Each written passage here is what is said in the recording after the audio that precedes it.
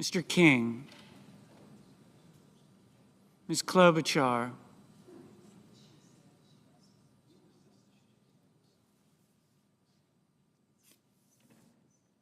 Mr. Langford, Mr. Lee,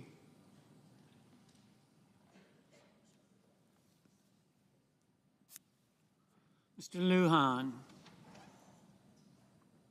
Ms. Lummis,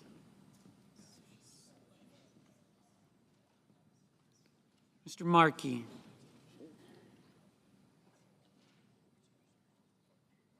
Mr. Marshall,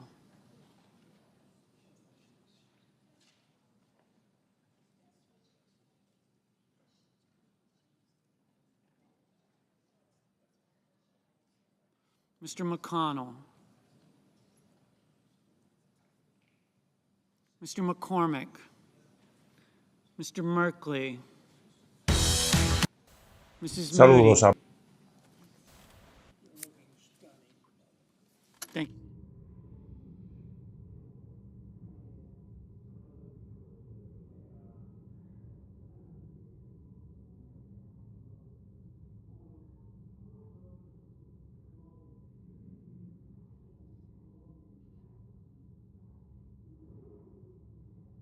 Mr. Moran, Mr. Moreno, Mr. Mullen, Ms. Murkowski,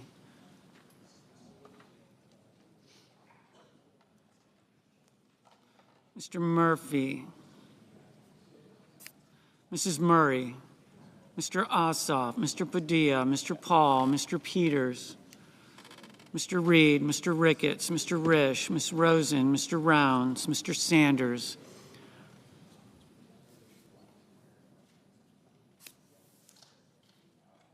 Mr. Schatz, Mr. Schiff, Mr. Schmidt, Mr. Schumer, Mr. Scott of Florida, Mr. Scott of South Carolina, Mrs. Shaheen,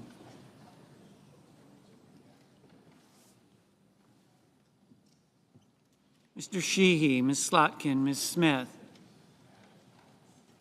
Mr. Sullivan, Mr. Thune, Mr. Tillis, Mr. Tuberville, Mr. Van Hollen, Mr. Warner, Mr. Warnock, Ms. Warren, Mr. Welch, Mr. Whitehouse, Mr. Wicker, Mr. Wyden, Mr. Young.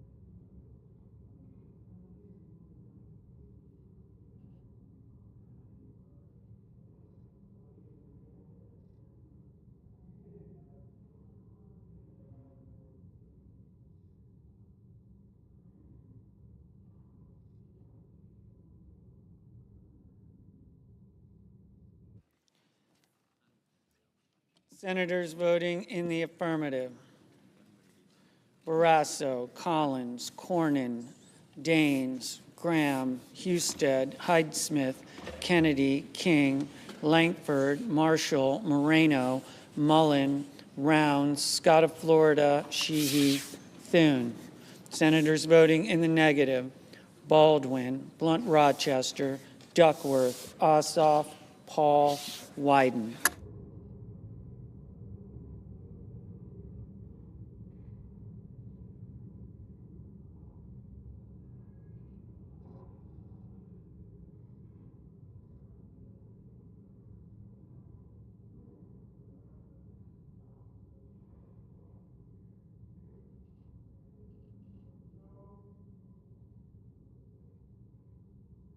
Mr. Schatz, no. Mrs. Fisher, aye. Mr. Cruz, aye.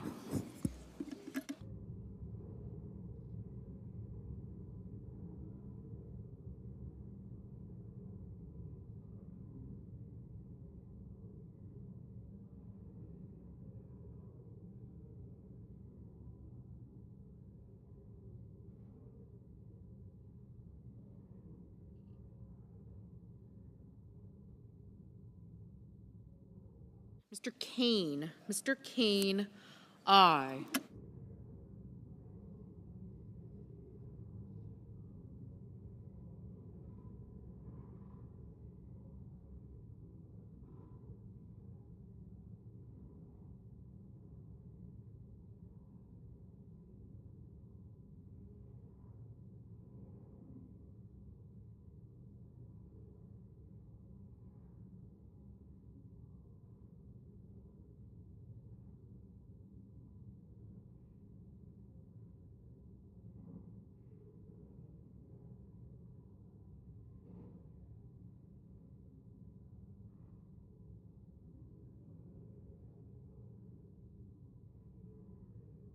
Ms.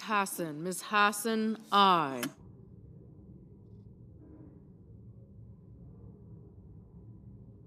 Mr. Tuberville, aye.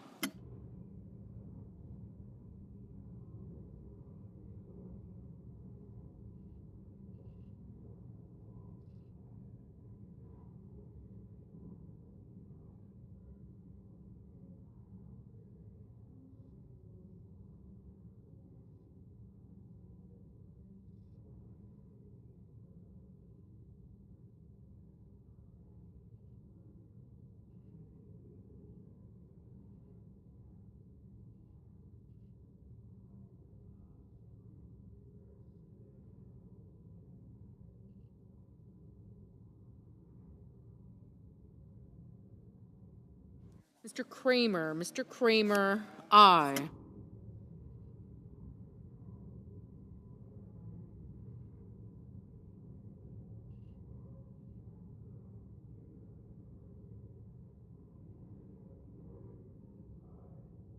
Mr. Scott of South Carolina, aye.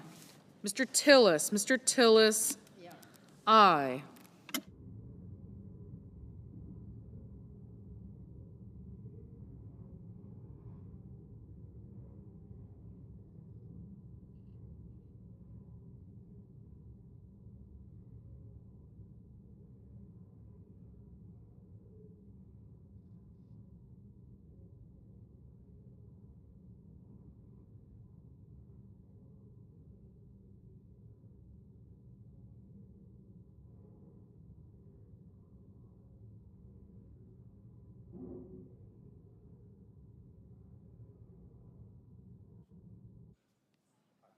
Mr. Schmidt, aye.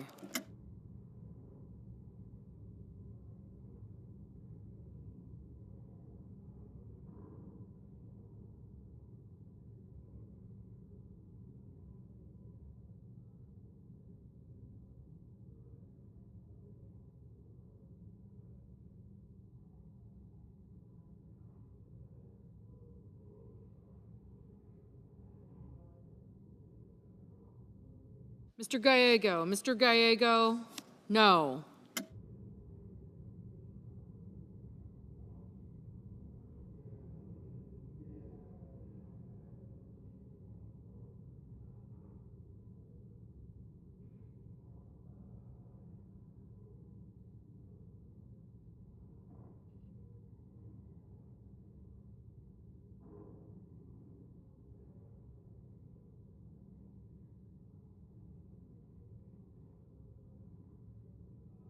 Mr. Crapo, aye.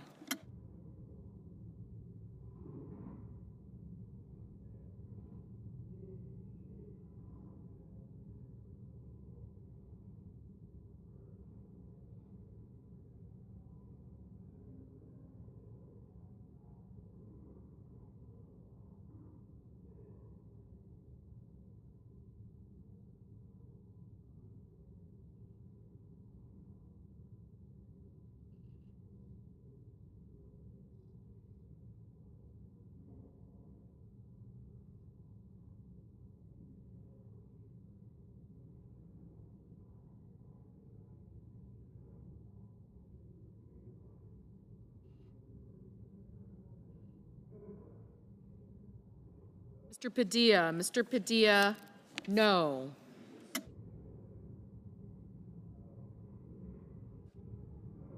Mr. Lujan, Mr. Lujan, no.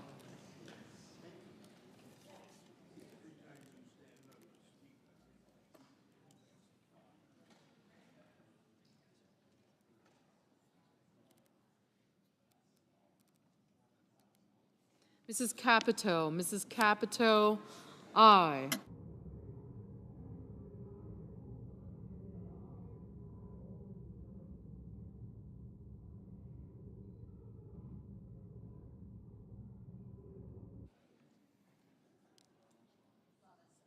Ms. Lummis, aye. Mr. Grassley, aye.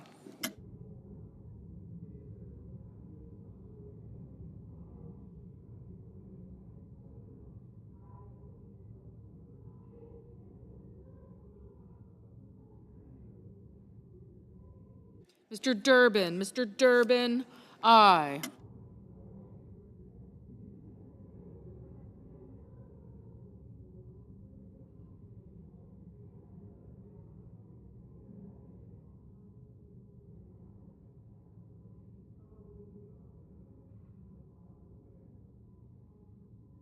Mr. Johnson, aye.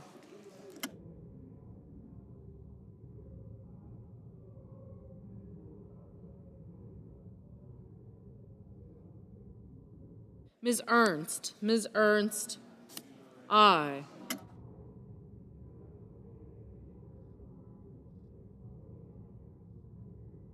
Mr. Budd, aye.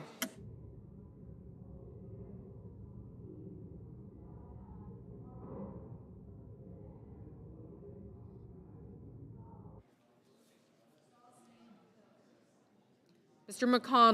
McConnell, aye.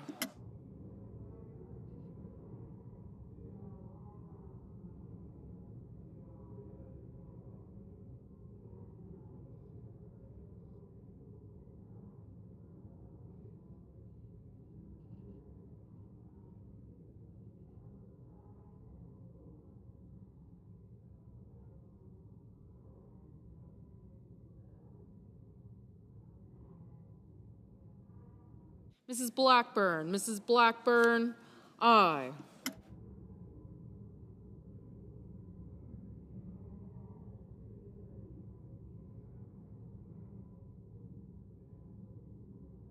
Mr. Young, aye.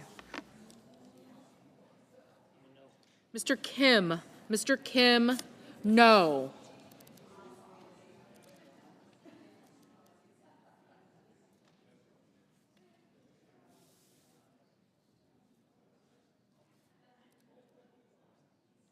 Mr.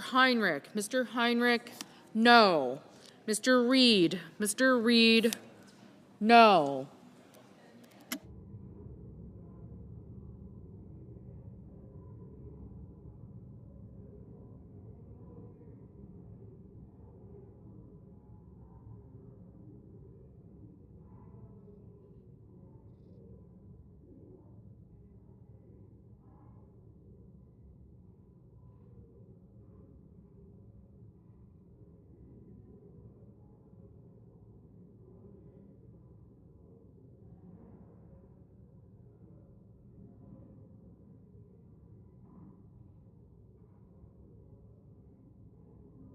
Mr. Ricketts, aye.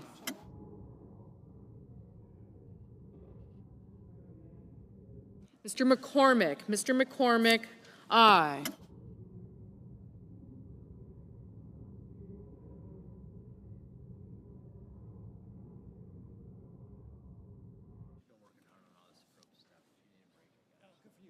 Mr. Van Hollen, no. Mr. Welch, no.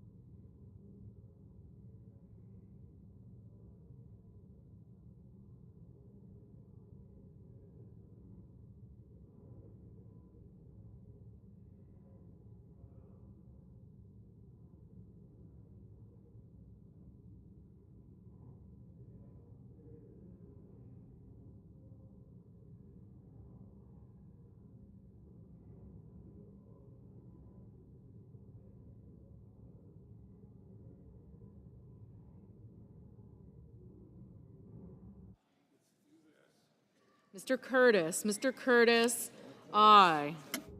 Mr. Wicker, aye.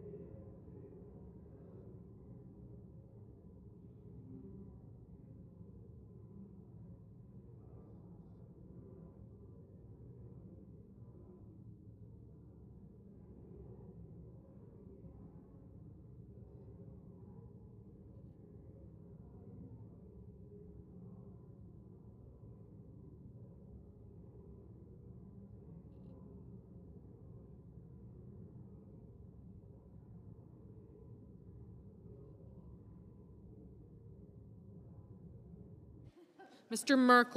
Merkley, no.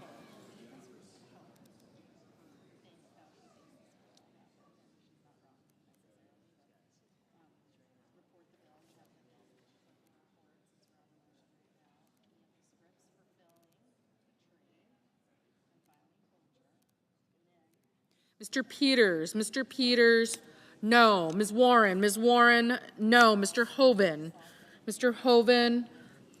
aye.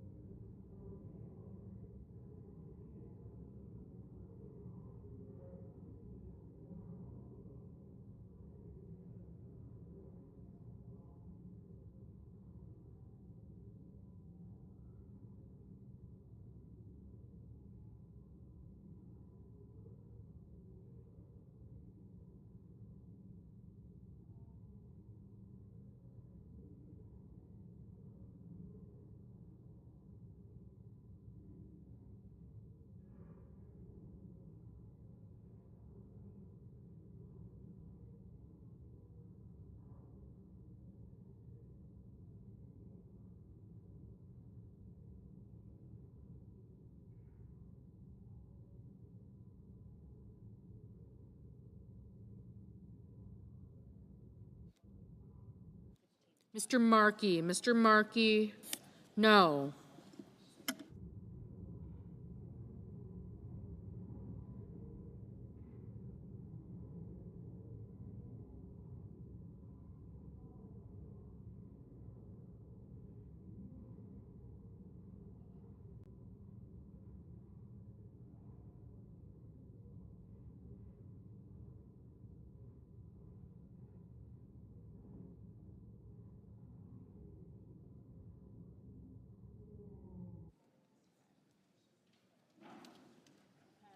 Ms. Hirono, no.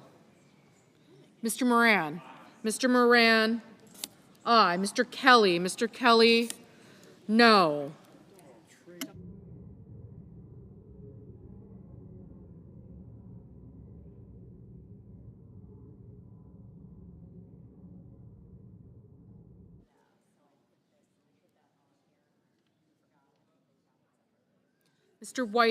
Mr. Whitehouse, no.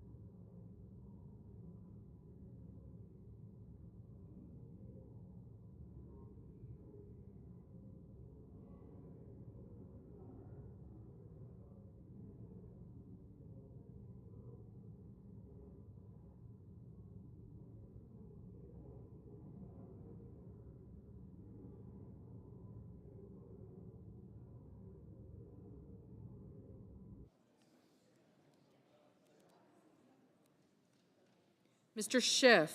Mr. Schiff, no. Ms. Murkowski. Ms. Murkowski, aye.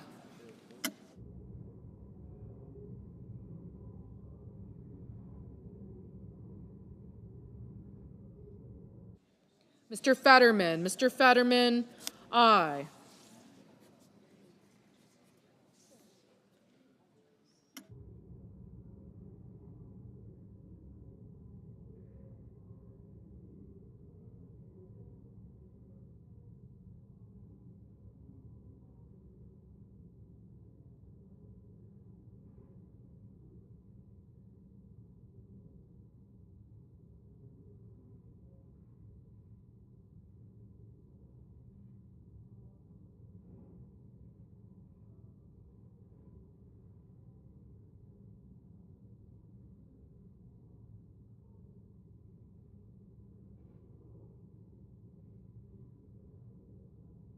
Mr. Murphy. Mr. Murphy, no.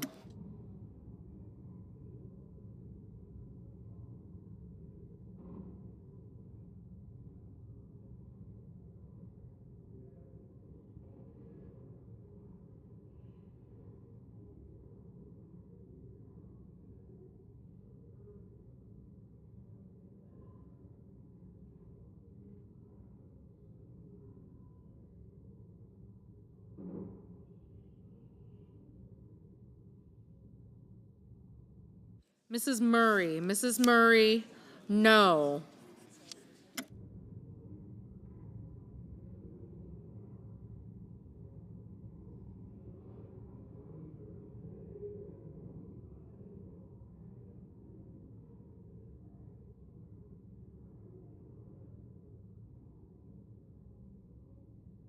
Mr. Cotton. Mr. Cotton, aye.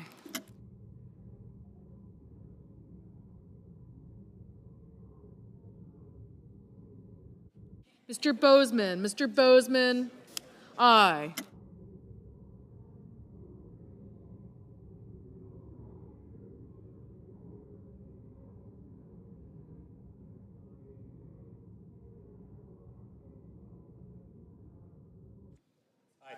Mr. Lee. Mr. Lee, aye. Mrs. Moody. Mrs. Moody, aye.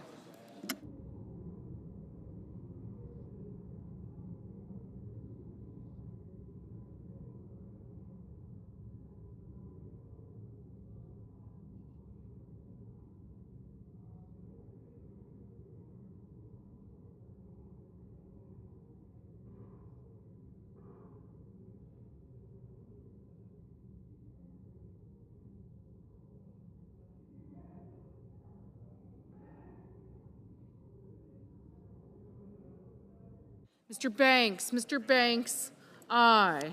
Mr. Cassidy. Mr. Cassidy, aye.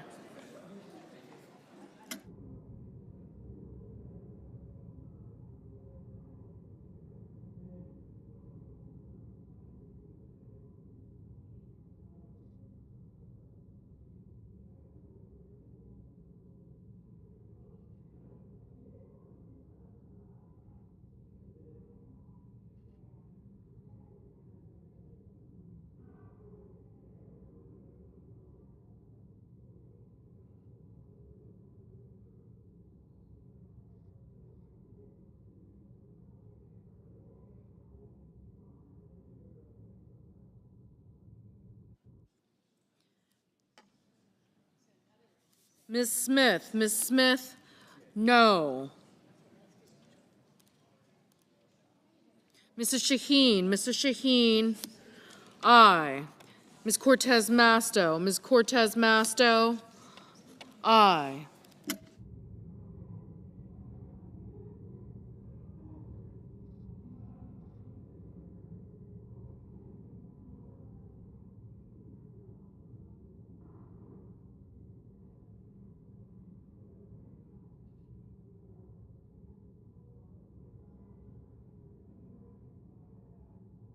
Mr. Hawley. Mr. Hawley, aye.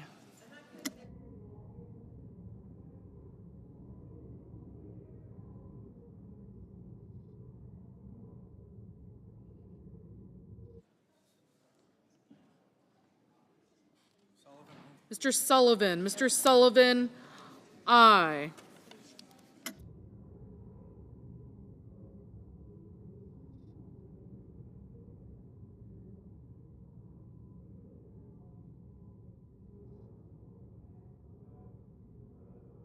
Mr. Bennett, no.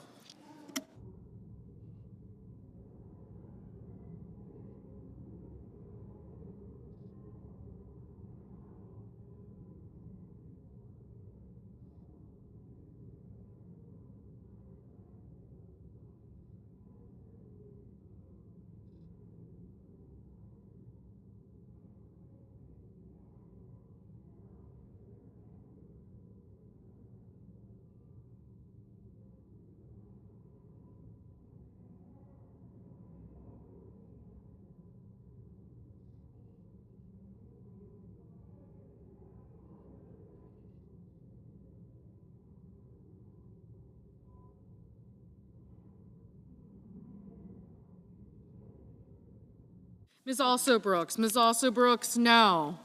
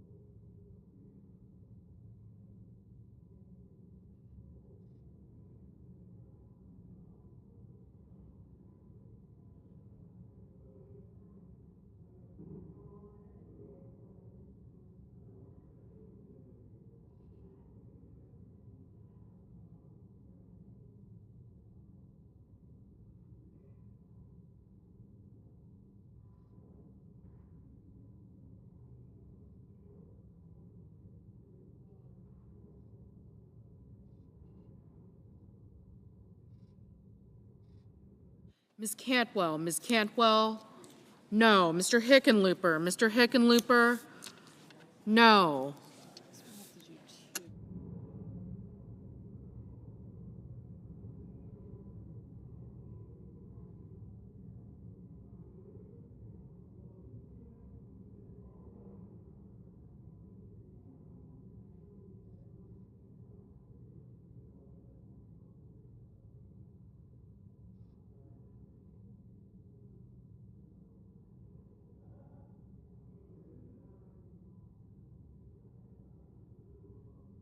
Mr. Booker, no.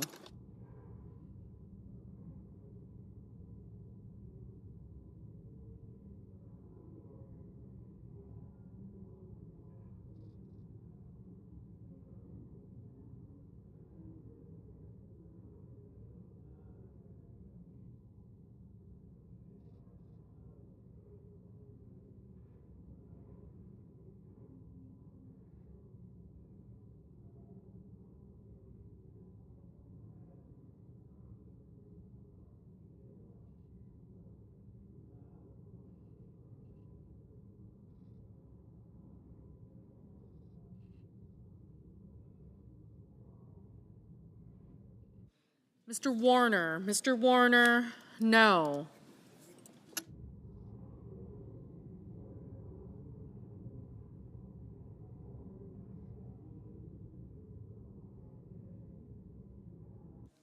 Mrs. Britt, aye.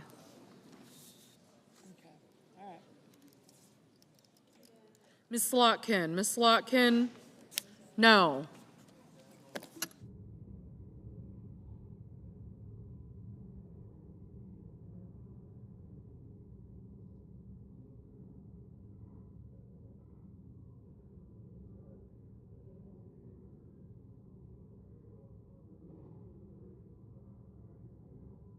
Mr. Risch, aye.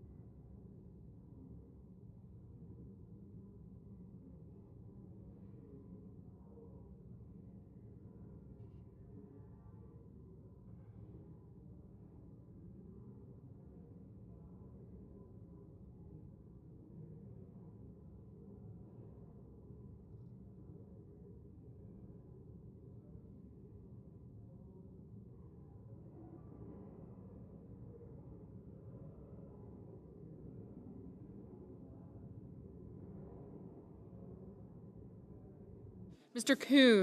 Coons, no.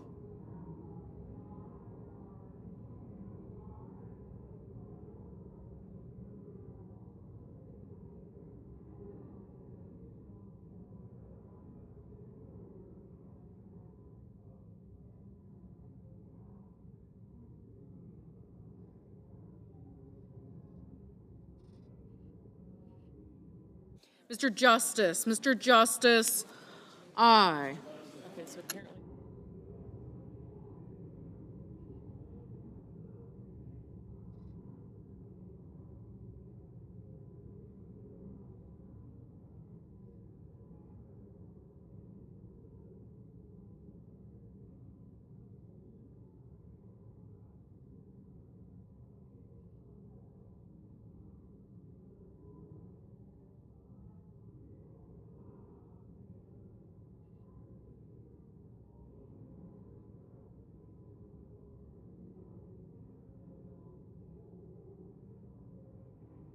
Ms. Klobuchar, no.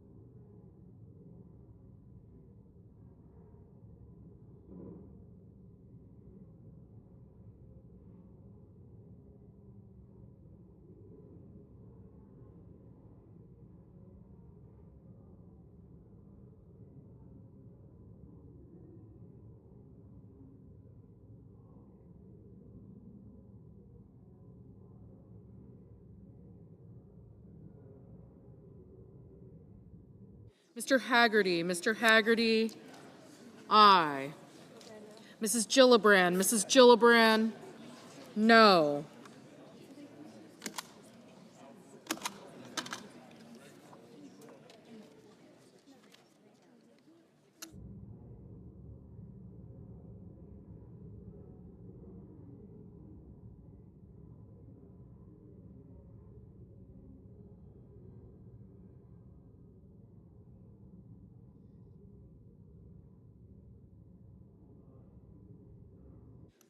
Ms. Rosen, aye.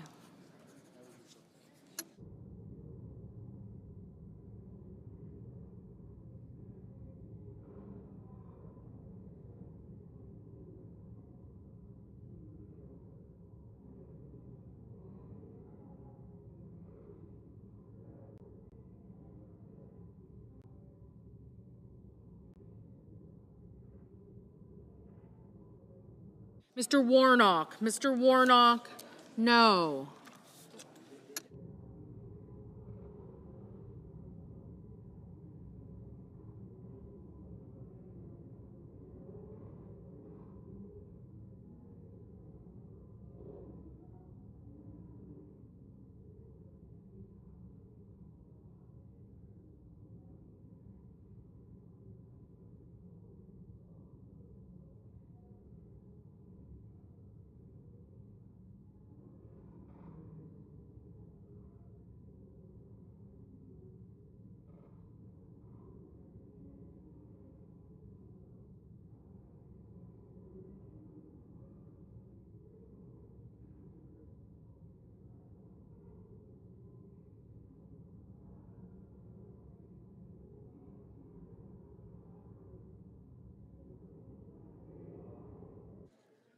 Mr. Blumenthal, no.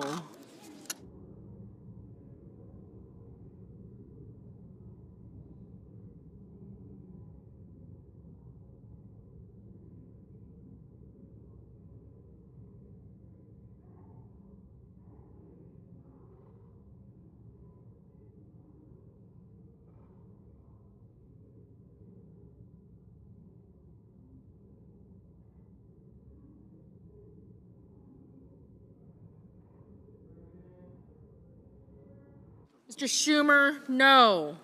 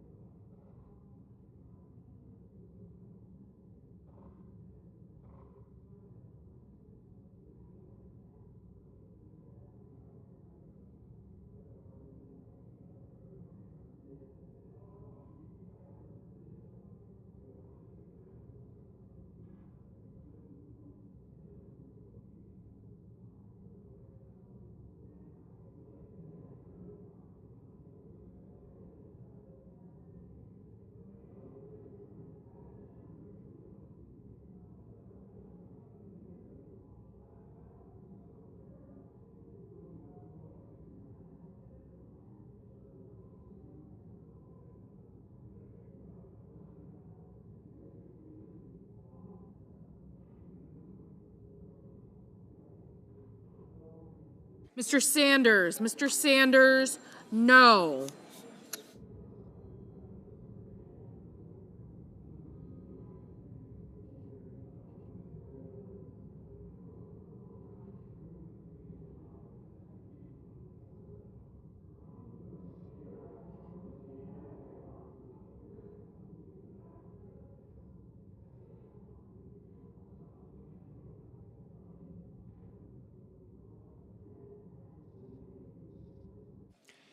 On this vote, the ayes are 60, the nays are 40, and the motion is agreed to.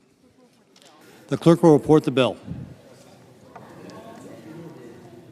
Calendar number 168, H.R. 5371, an act making continuing appropriations and extensions for fiscal year 2026 and for other purposes. Mr. President, I call up Jordan. substitute amendment number 3937. Clerk will report. Senator from South Dakota, Mr. Thune, for Ms. Collins, proposes an amendment number 3937 to H.R. 5371. Mr. President, I ask the reading be dispensed with, Without objection, and I send a cloture motion to the desk. clerk will report.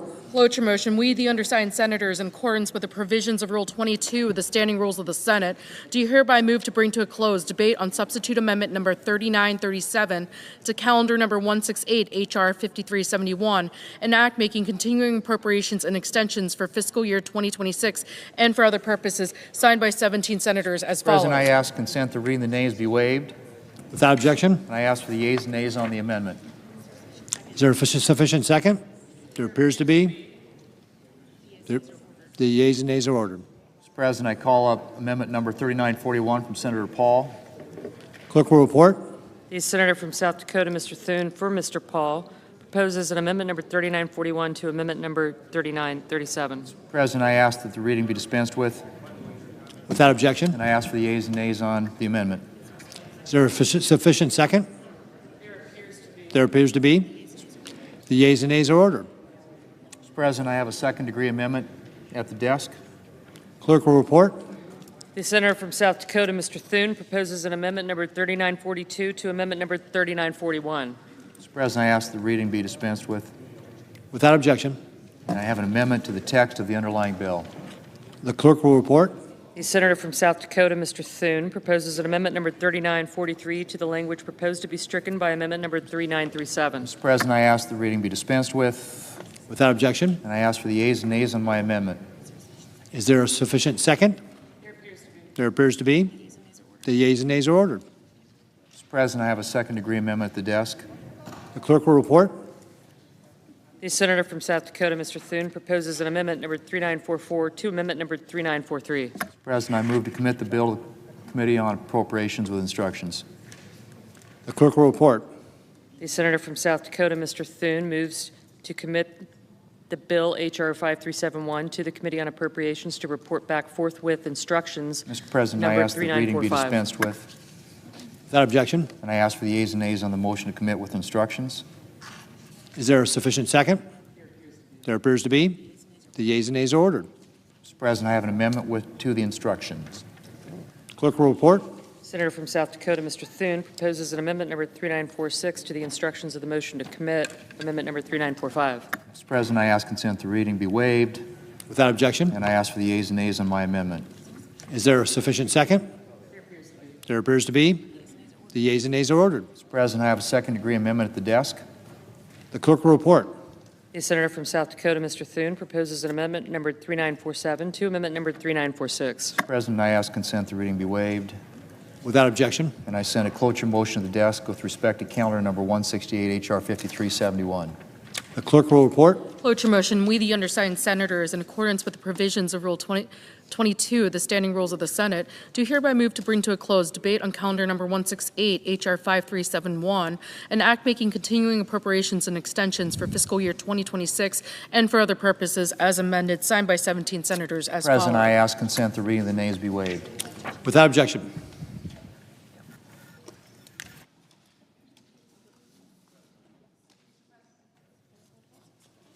Senator from Wisconsin. Shortly, I will move to table Amendment 3947 for the purposes of offering my amendment to extend the Affordable Care Act tax credits for 1 year. I am doing this because my Republican colleagues are refusing to act to stop health care premiums from doubling for over 20 million Americans. I just can't stand by without a fight. Americans have said loudly and clearly that they are in a health care crisis.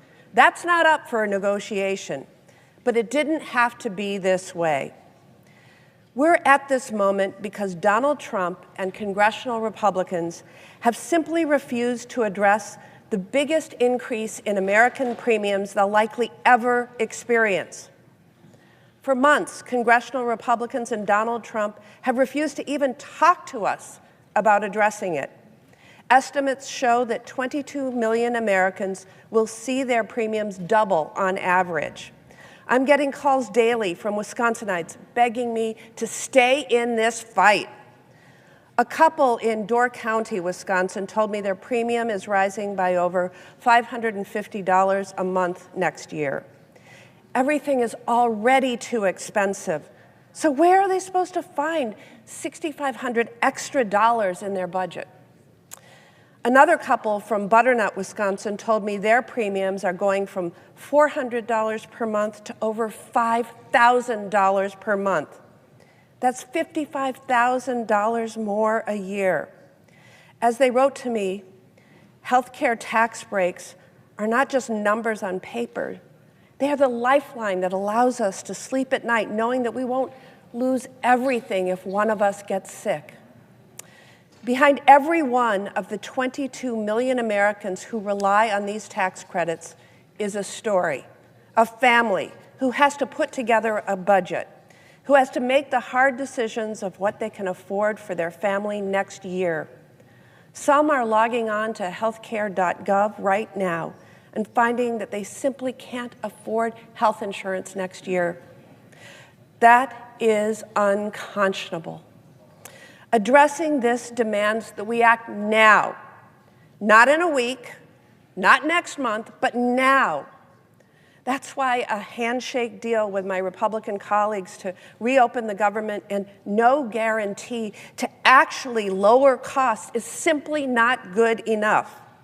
The people I work for need more than that. They need health care that they can afford, not a symbolic vote.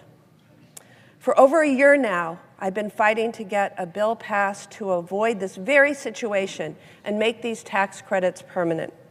My colleagues and I have tried every which way to get this bill passed. Every time my Republican colleagues killed the effort and put 22 million Americans on the path to pay more for health care next year. For 41 days, I've been clear. I will work with anyone to reopen the government and lower Americans' health care costs. And I'm not throwing in the towel until we've exhausted every option to make that happen. And that's why I've offered an amendment to extend tax breaks for Americans who buy their insurance through the Affordable Care Act for 1 year. My amendment is as straightforward as it gets. It would extend current law for 1 year, stop costs from skyrocketing for our constituents, and give us time to negotiate on health care costs without leaving 22 million Americans in the lurch. Is this everything I think we should do? No.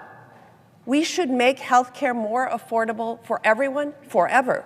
But I am willing to compromise to avoid catastrophe for the families I work for.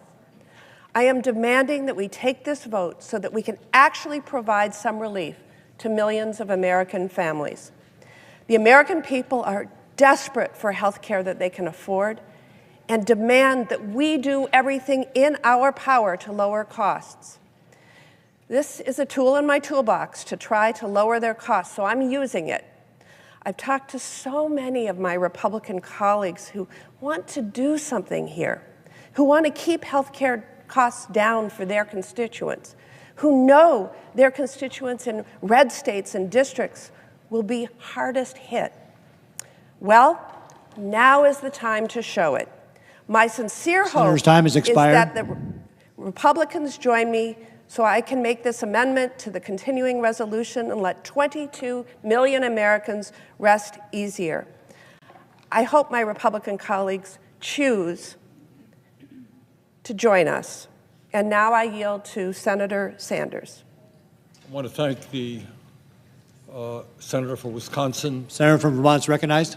Thank you. I want to thank the Senator for Wisconsin for offering this important and very simple and straightforward amendment. Nothing can be simpler. Are you prepared, I say to my Republican friends, to sit back and allow over 20 million Americans to see a doubling of their health care premiums? In my state of Vermont, people who are 65, 63 years of age will in some cases see a tripling or a quadrupling. And that is the case in your states as well. And all that Senator Baldwin is saying is, let us take a deep breath. Let us make sure that people do not see an outrageous increase in their premiums. Let us not pave the way for 15 million Americans to lose their health care entirely because of savage cuts to Medicaid. All she is asking. Now, I noticed that recently some of my Republican colleagues are beginning to talk about the health care crisis. Well, during Trump's first 4 years, he had virtually nothing to say about the crisis, nothing to say about it in the next 4 years, but I'm glad that there is some discussion. The truth of the matter is, in my view, that the current health care system is broken, it is dysfunctional, and it is cruel. But I want to ask my Republican friends a simple question.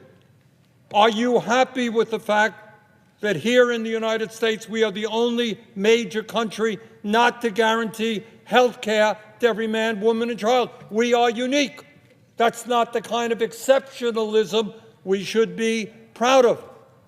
Are you happy that we are paying twice as much per capita for health care, over $14,000 per person, than any other major country, and yet we have 85 million Americans who are uninsured or underinsured?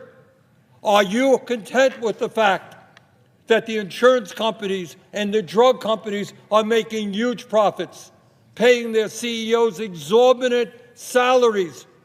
Are you happy with that? Are you happy that patients in America have to get on the phone and fight like crazy and deal with all kinds of bureaucrats in order to get the health care that they paid for in an incredibly complicated, broken system? So if you want to have a debate about health care, let's have that debate. I happen to believe that we should join the rest of the industrialized world, guarantee health care to all people through a Medicare for all single-payer system. You got a better idea, bring it forward. But what we should agree upon is that you don't raise premiums by 100% or in some cases triple or quadruple. Let's take a deep breath. Let's extend these ACA subsidies for another year. Let's have that debate on health care. That's what the American people want. And with that, Mr. President, I would yield to the Senator from Michigan. Thank you, Mr. President. Senator from Michigan is recognized. Thank you, Mr. President.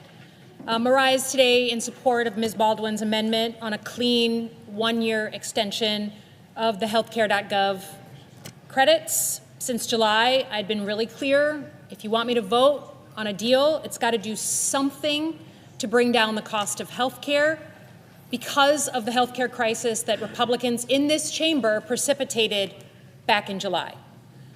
Just to review the bidding, in July, the big beautiful bill, which all of you voted for, most of you voted for, slashed Medicaid and slashed coverage for people on healthcare.gov.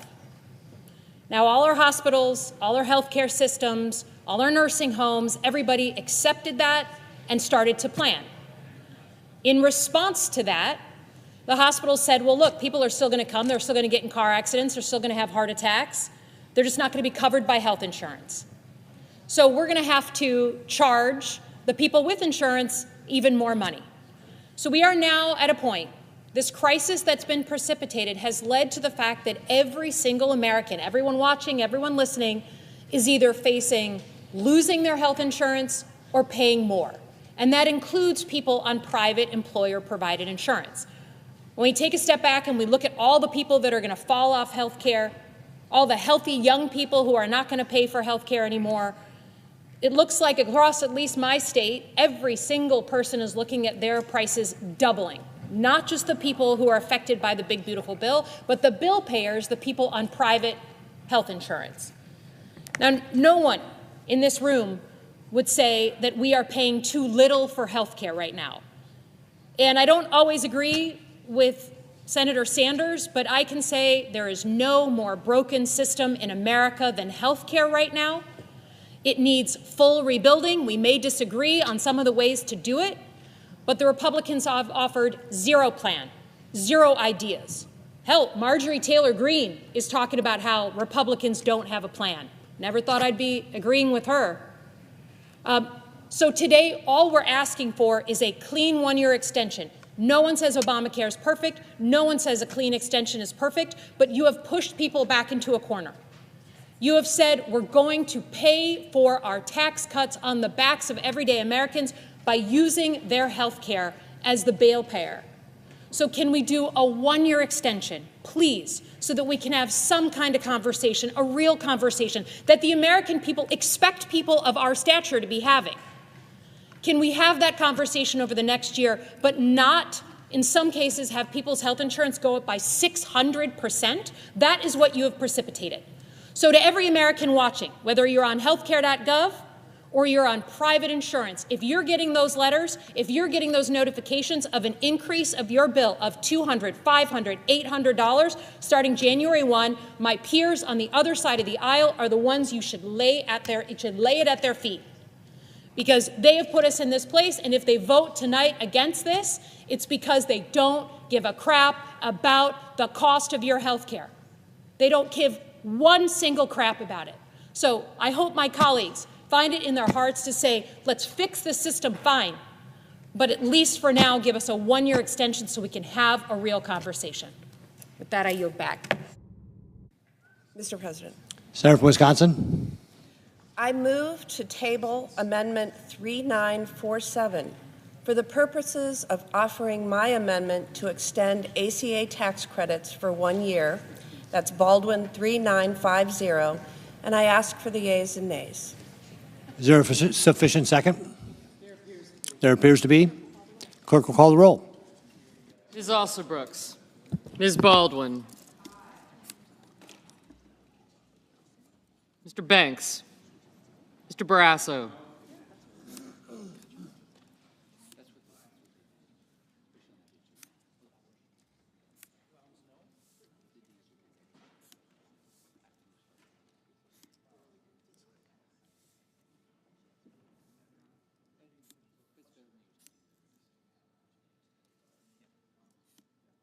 Mr. Bennett.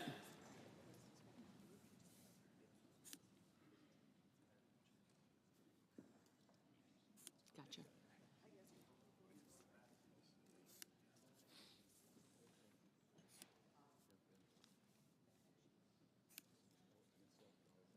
Mrs. Blackburn, Mr. Blumenthal. Ms. Rochester. Mr. Booker. Mr. Bozeman. Mrs. Britt. Mr. Budd, Ms. Cantwell. Mrs. Capito. Mr. Cassidy. Ms. Collins.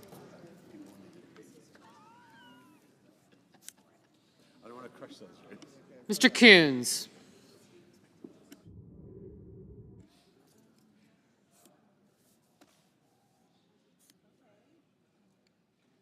Mr. Cornyn. Ms. Cortez Masto. Mr. Cotton. Mr. Kramer. Mr. Crapo. Mr. Cruz. Mr. Curtis. Mr. Daines.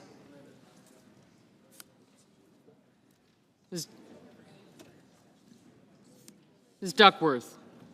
Mr. Durbin. Ms. Ernst. Mr. Fetterman. Mrs. Fisher. Mr. Gallego. Mrs. Gillibrand. Mr. Graham.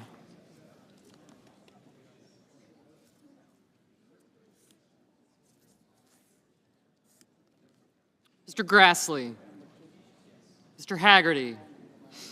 Ms. Hassan.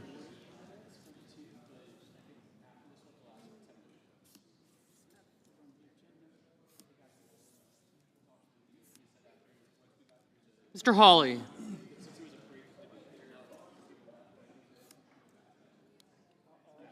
Mr. Heinrich. Mr. Hickenlooper. Ms. Hirono. Mr. Hoven. Mr. Husted. Mrs. Hyde-Smith.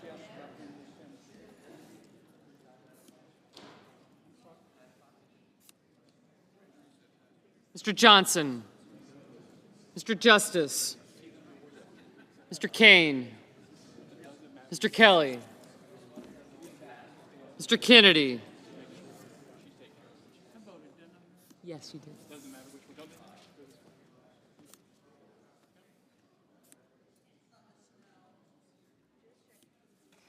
Mr. Kim.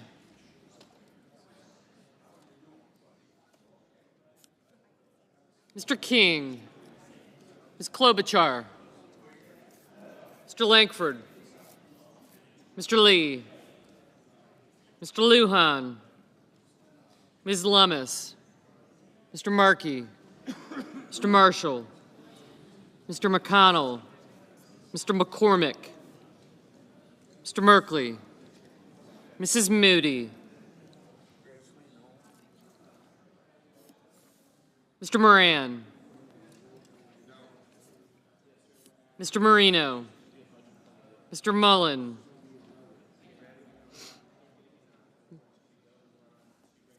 Ms. Murkowski.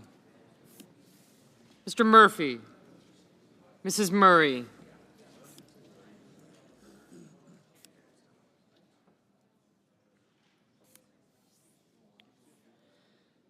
Mr. Ossoff.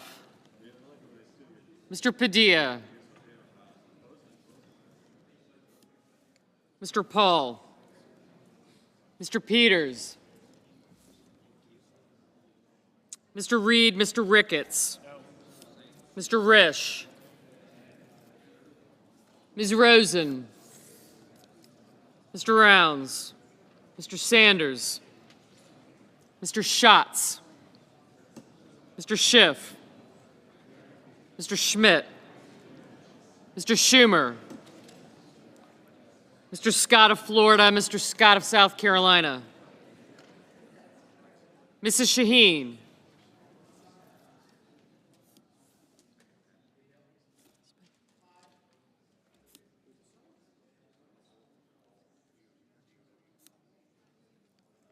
Mr. Sheehy, Ms. Slotkin, Ms. Smith, Mr. Sullivan, Mr. Thune, Mr. Tillis,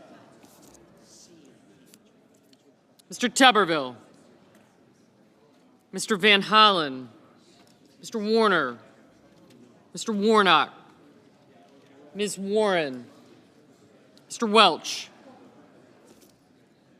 Mr. Whitehouse, Mr. Wicker, Mr. Wyden, Mr. Young,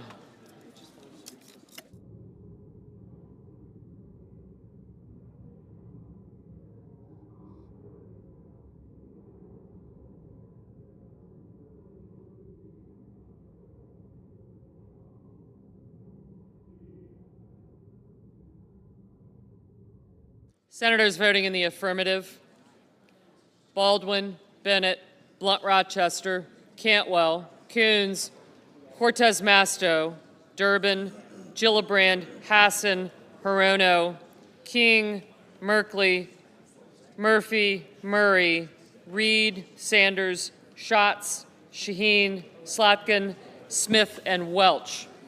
Mr. Blumenthal, aye. Mr. Ossoff, aye.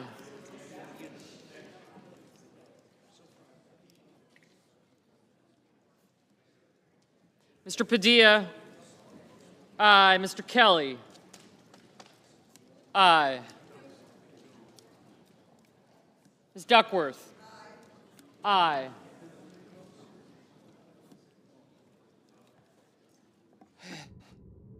Senators voting in the negative: Banks, Barrasso, Blackburn, Bozeman, Britt, Budd, Capito, Cornyn, Cotton, Kramer, Crapo, Cruz, Graham, Grassley, Haggerty, Husted, Justice, Kennedy, Lummis, Marshall, McCormick, Moody, Moran, Marino, Mullen, Paul, Ricketts, Risch, Rounds, Scott of Florida, Sheehy, Thune, Tillis, and Young. Mr. Schiff, aye. Ms. Warren, aye. Mr. Johnson, no. Mr. Tuberville, no. Mr. Kane, aye.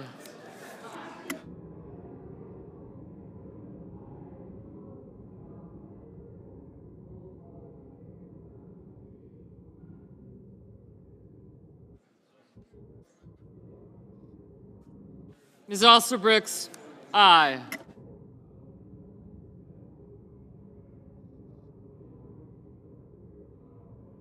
Mr. Peters, aye.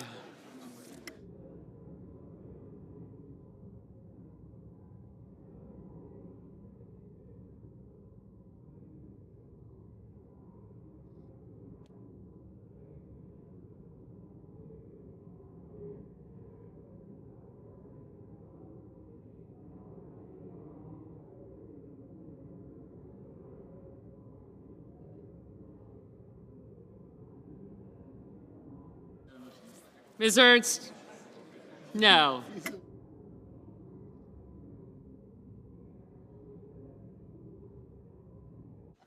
Ms. Murkowski, no. Mr. Wyden, aye. Mr. Schmidt, no.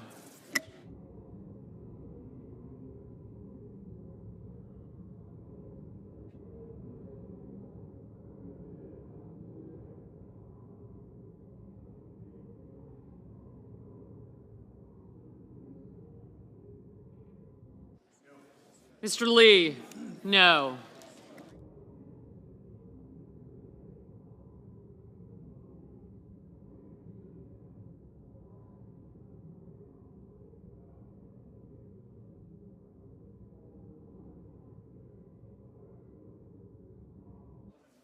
Mr. Sullivan, no.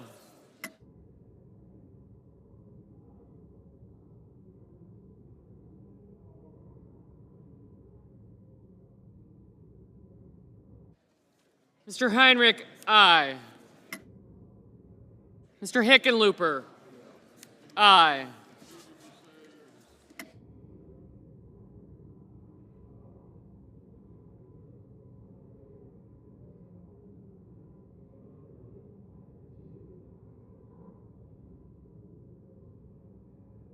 Mr. Curtis, no.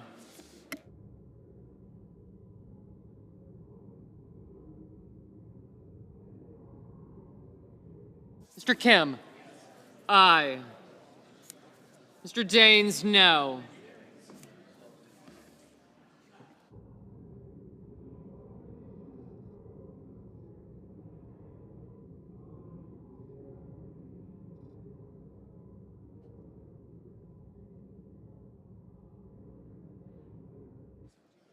Mr. Whitehouse, aye.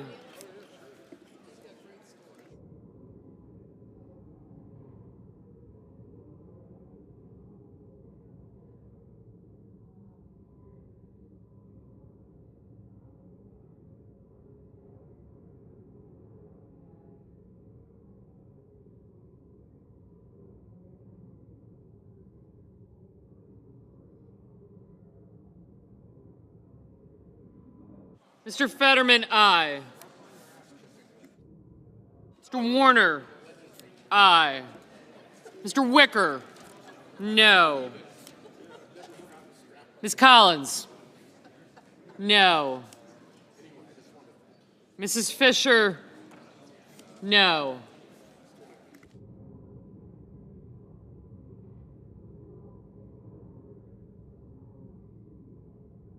Mr. Hoven, no.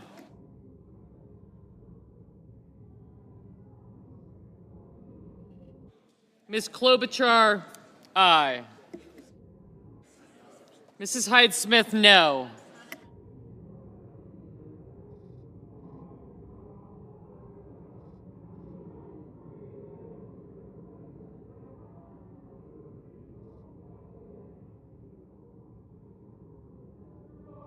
Mr. Booker, aye.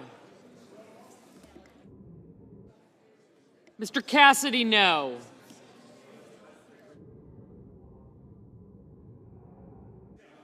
Mr. Lujan, aye.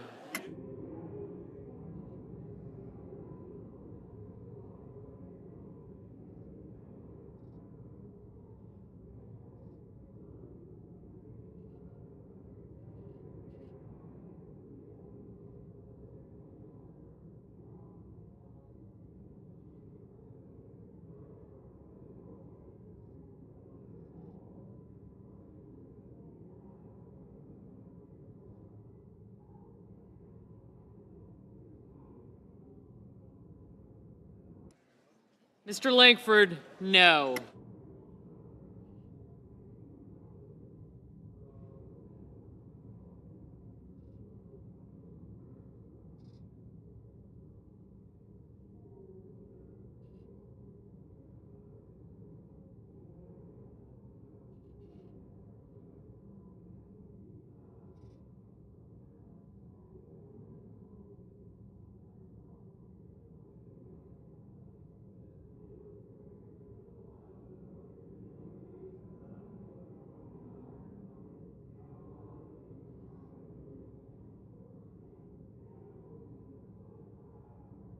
Mr. Hawley, no.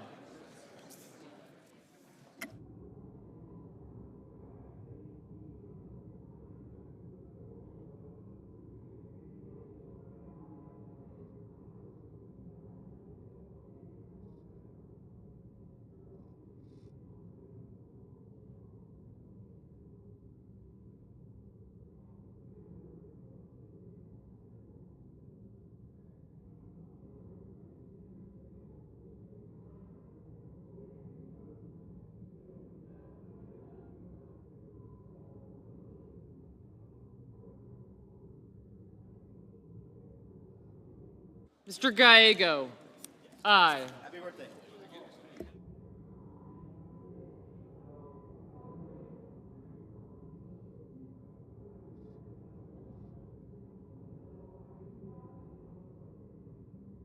Mr. Warnock, aye.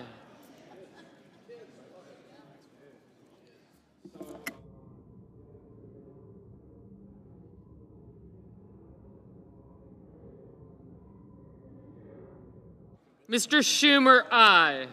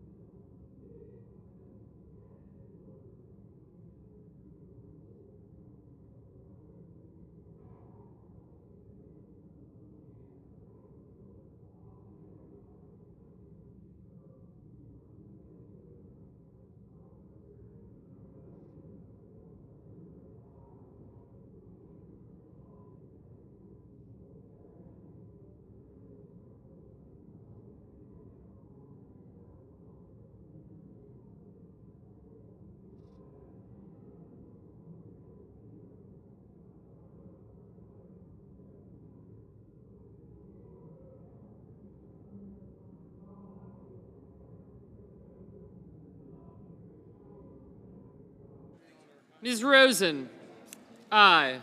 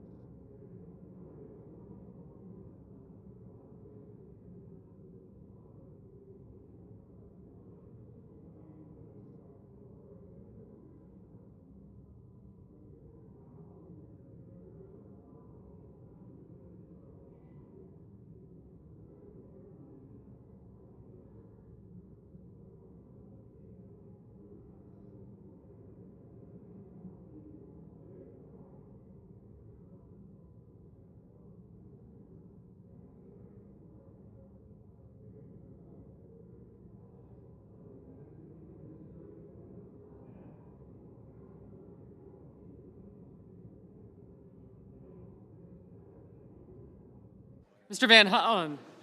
Mr. Van Hollen, aye. Mr. Markey?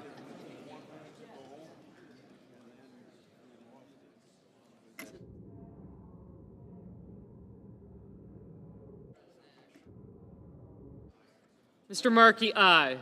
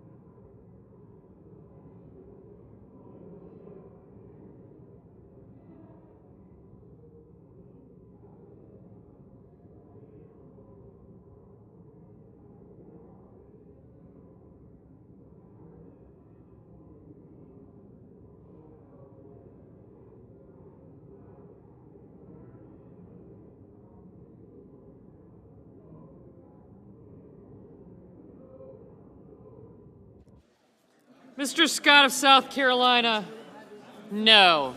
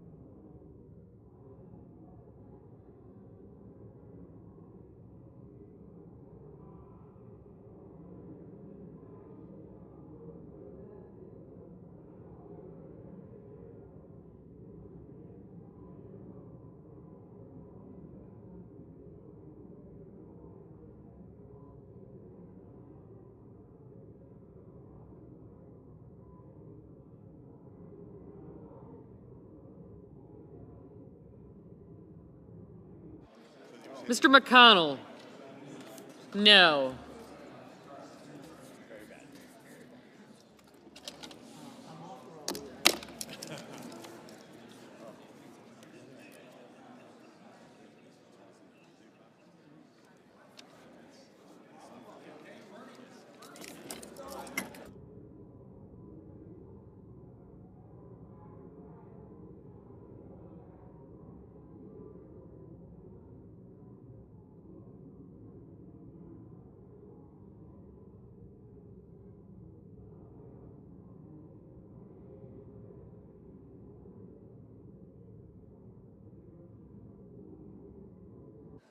On this vote, the yeas are 47, the nays are 53. The motion is not agreed to.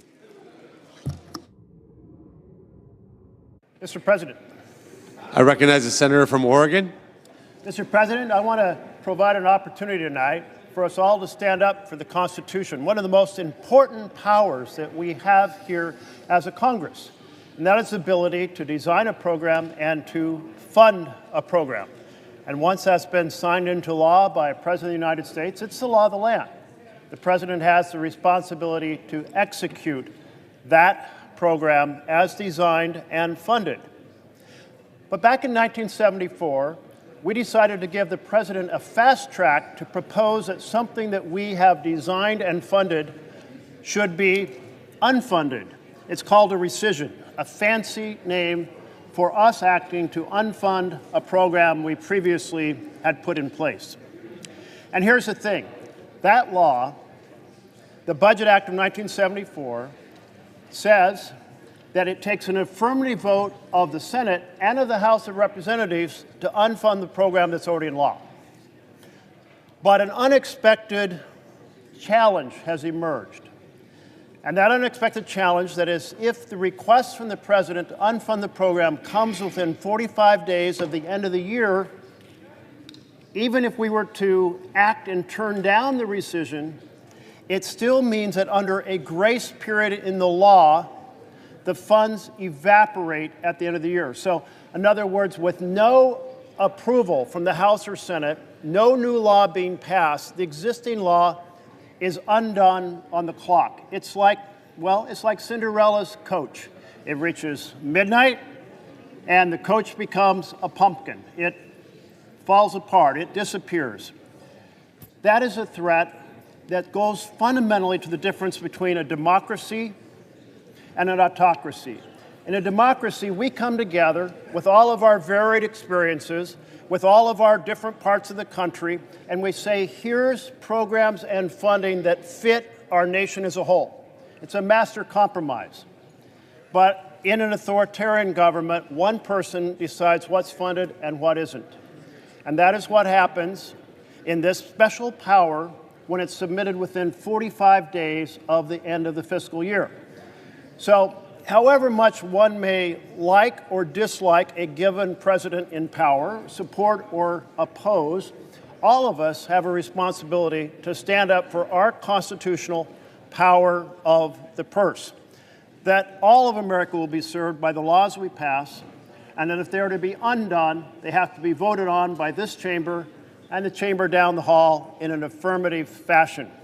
So I will, at the appropriate moment, a minute or two from now, propose at that point to table an amendment that's in the tree so we can submit an amendment that will defend our Constitution, defend Article I power, defend our democracy.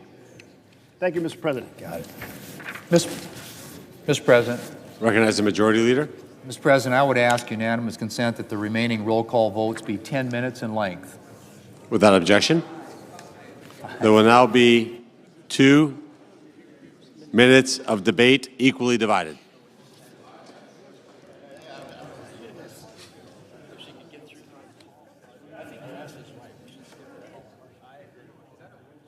Mr. President, I'll be happy. Senator from Oregon. I will happy to give a portion of that equally divided time by saying simply this. None of us are well served by a Can we have order in the chamber, please? None of us are well served by a situation where the president decides to cancel programs based on the president's preferences. That's not a democracy. And whether it's this president or a future president, we need to have these rescission requests submitted in time for us to take action as the law requires. So submitting them with enough time to spare in the end of the fiscal year for us to vote up or down is the right thing to do, protects our constitutional power to design and fund programs. Thank you, Mr. President. Is there further debate? Senator from Oregon. Table Amendment 3946 for the purpose of offering my Amendment 3948 to defend our constitutional power of the purse and the importance of our democracy in ensuring that what we put into law stays in law unless we choose to change it.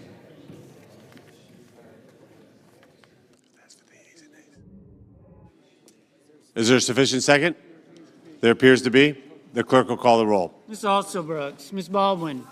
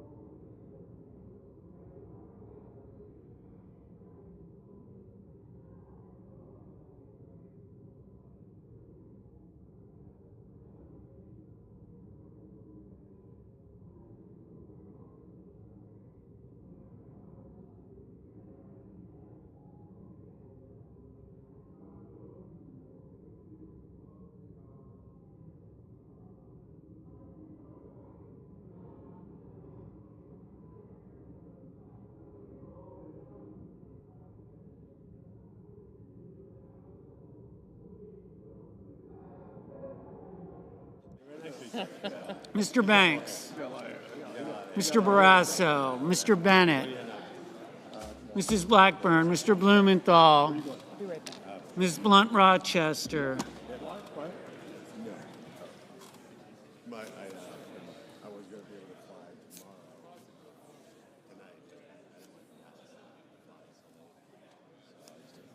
Mr. Booker, Mr. Bozeman, Mrs. Britt, Mr. Budd, Ms. Cantwell,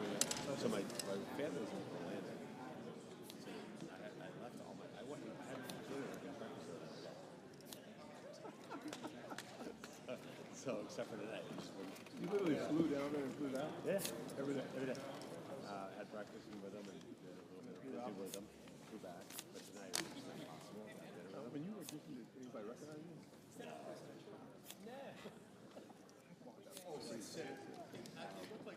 Mrs. Capito, Mr. Cassidy, Ms. Collins, Mr. Coons, Mr. Cornyn, Ms. Cortez Masto, Mr. Cotton, Mr. Kramer, Mr. Crapo, Mr. Cruz, Mr. Curtis,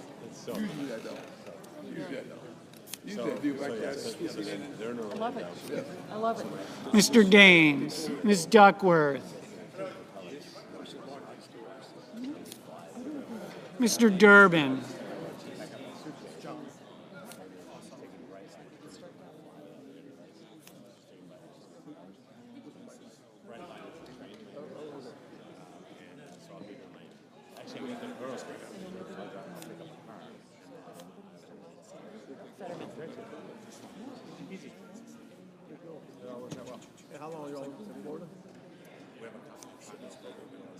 Ms. Ernst,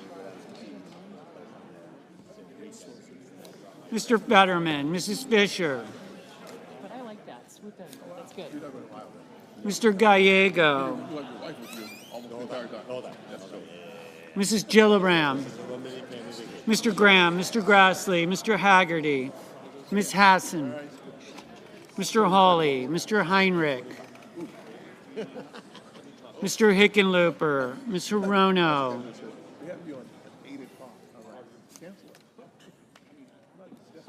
Mr. Hoven, Mr. Husted, Mrs. Hyde-Smith,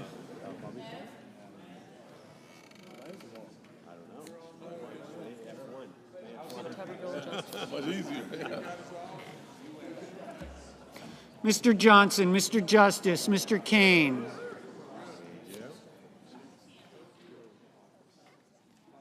Mr. Kelly, Mr. Kennedy,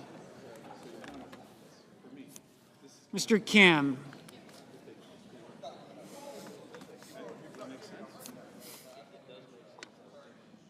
Mr. King,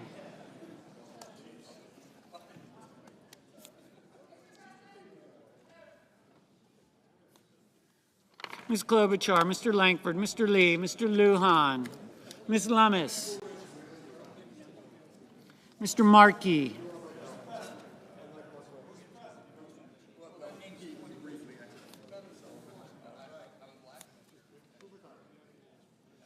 Mr. Marshall.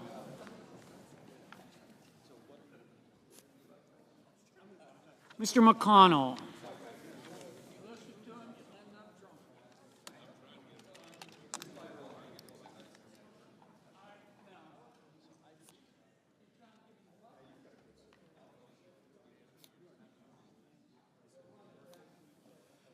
Mr. McCormick, Mr. Merkley, Mrs. Moody, Mr. Moran.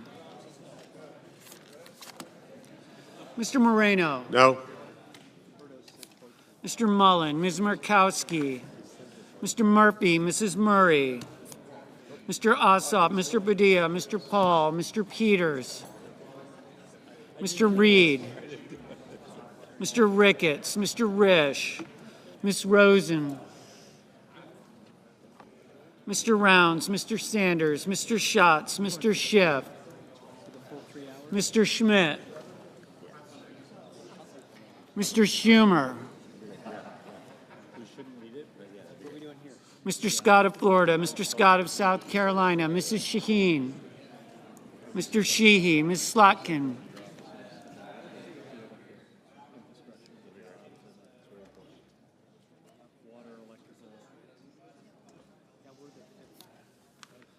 Ms. Smith,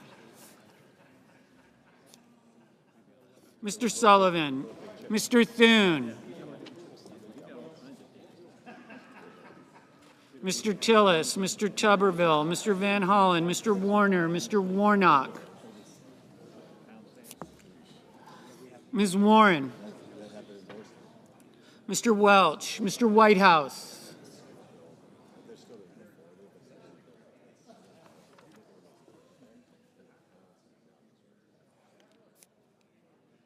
Mr. Wicker, Mr. Wyden, Mr. Young.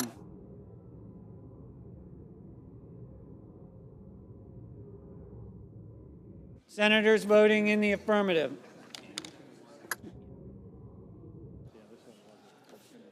Baldwin, Blumenthal, Blunt Rochester, Cantwell, Coons, Fetterman, Gallego, Hickenlooper, Kane, Kelly, Kim, King, Klobuchar, Lujan, Markey, Merkley, Murphy, Murray, Ossoff, Padilla, Reed, Rosen, Sanders, Smith, Van Hollen, Warner, Welch, Whitehouse, Wyden.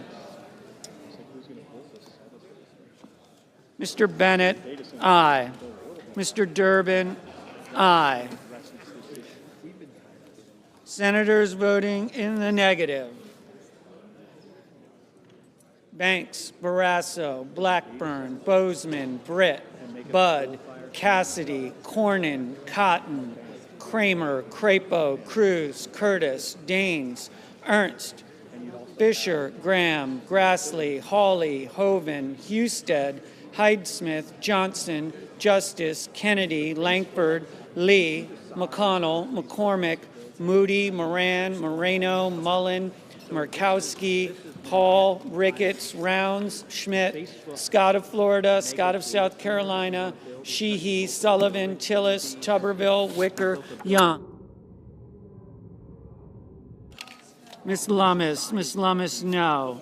Ms. Also Brooks, aye. Mr. Risch, no. Ms. Hirono, aye. Well, it wasn't all going to be in one place, but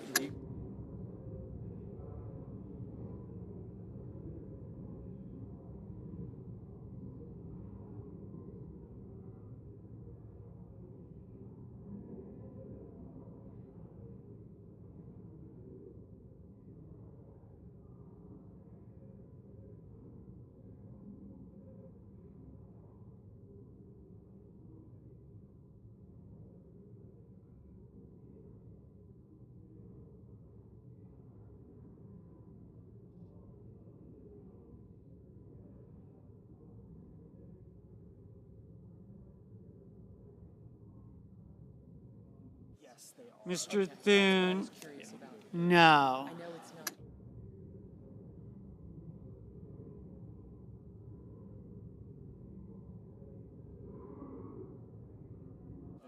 Mr. Peters, aye. Mr. Booker, aye.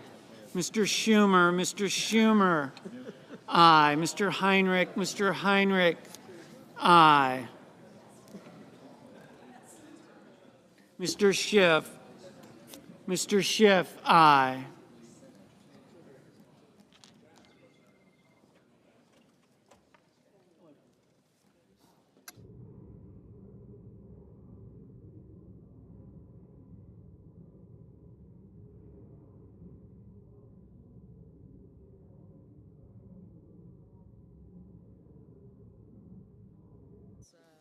Ms.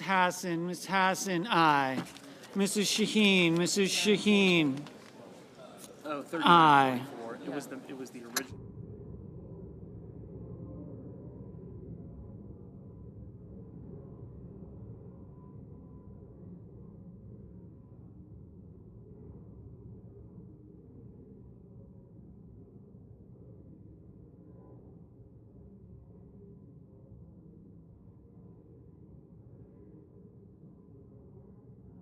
Ms.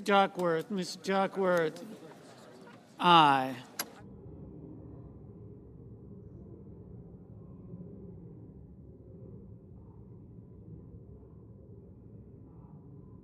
Mr. Schatz, aye.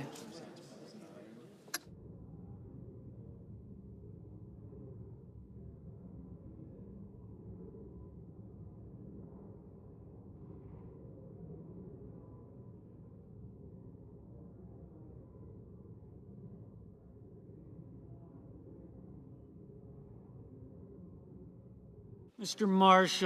Marshall, no.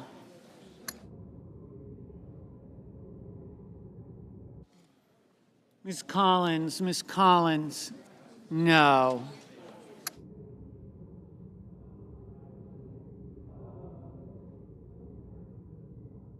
Mr. Haggerty, no.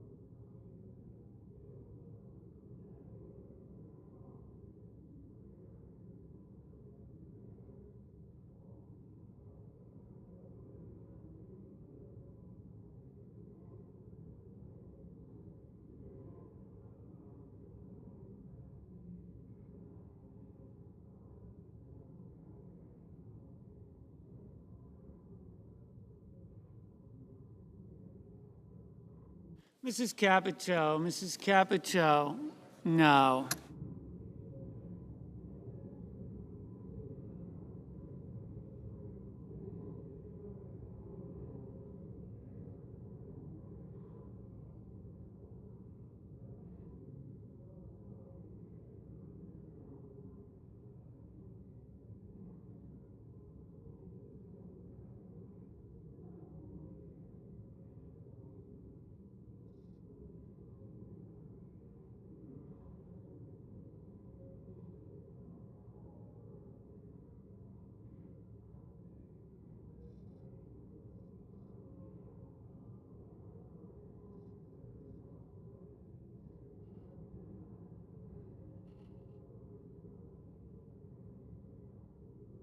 Ms. Cortez Masto, aye. Ms. Warren, aye. Ms. Slotkin, aye.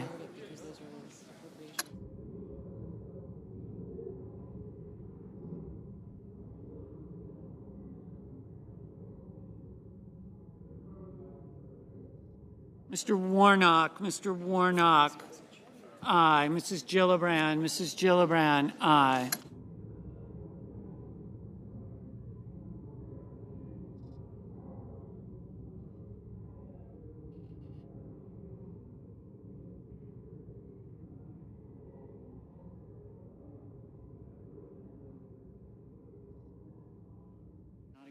On this vote, the yeas are 47, the nays are 53. The motion is not agreed to.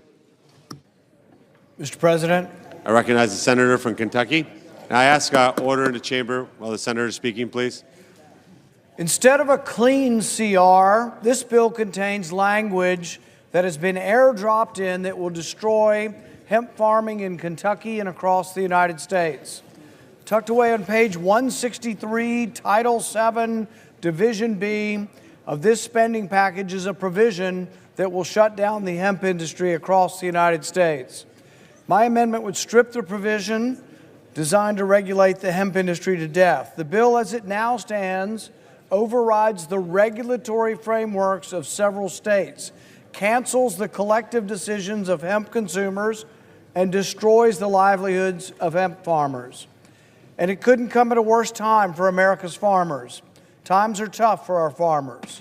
Farmers' costs have increased as the price of fertilizer and machinery have jumped, while prices for their crops like soybean, corn, and wheat have declined. For many farmers, hemp has proved to be a lifeline, a new cash crop. Farmers turn to growing hemp to mitigate the losses they've endured during this season of hardship. But that lifeline may soon be extinguished by this very legislation. The effective hemp ban included in this spending package is a result, we are told, of bad actors skirting the legal limits by overly enhancing the concentration of THC in their products. The hemp industry, myself and others, have come together and we have been willing to negotiate to get rid of the bad actors. And yet, instead, we are met with legislation that would be prohibition. Members of the industry, myself and others who are advocates of this, have been willing to get rid of synthetic cannabinoids. We've been willing to compromise at every turn, but we're met with the numbers in this bill which will eradicate the hemp industry. For the last several weeks, we've offered proposals with the goal of creating an environment in which the hemp industry could thrive and sell products. And we've been met with those who want to prohibit the industry from continuing. This bill's per-serving THC content limit would make illegal any hemp product that contains more than 0.4 milligrams. That would be nearly 100% of the existing market. The numbers put forward in this bill will eliminate 100% of the hemp products in our country. That amounts to an effective ban because the limit is so low that the products intended to manage pain or anxiety will lose their effect. The states have done what they're supposed to. The states have instituted laws. 23 states have instituted laws on hemp. None of them have limits anywhere close to what is being proposed in this bill.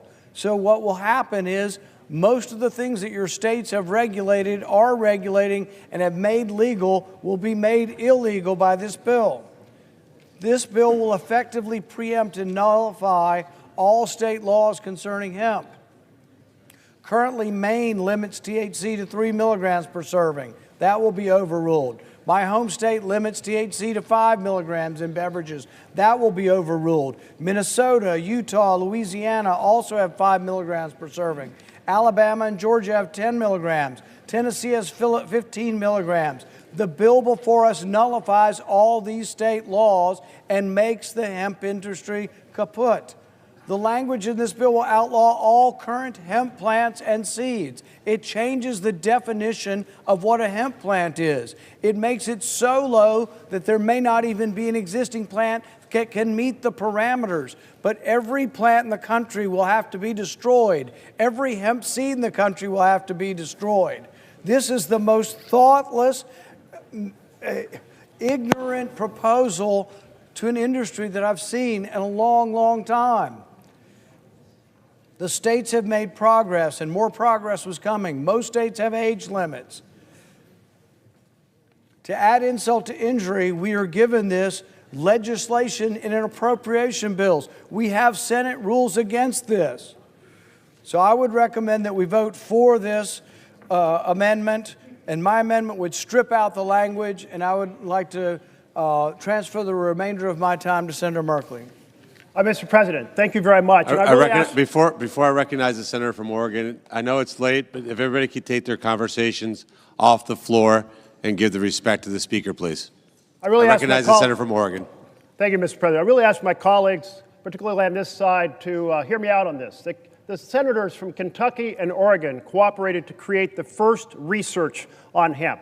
We cooperated to give the first opportunity to move research seeds across state lines. We cooperated and pushed to create hemp as a legitimate agricultural product. CBD derived from hemp has been approved by the FDA for treating seizures. It is a legal medicine.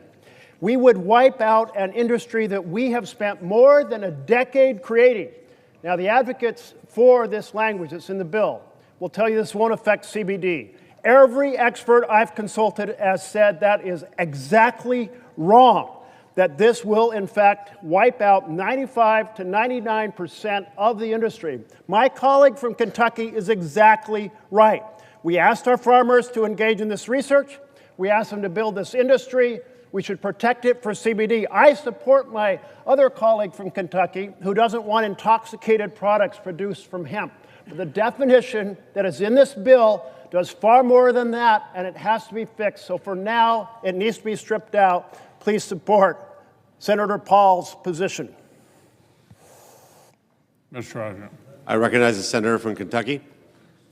The language I helped secure in the Agriculture Appropriations Bill addresses a serious concern regarding the manufacturing and selling of unregulated, intoxicating THC products nationwide.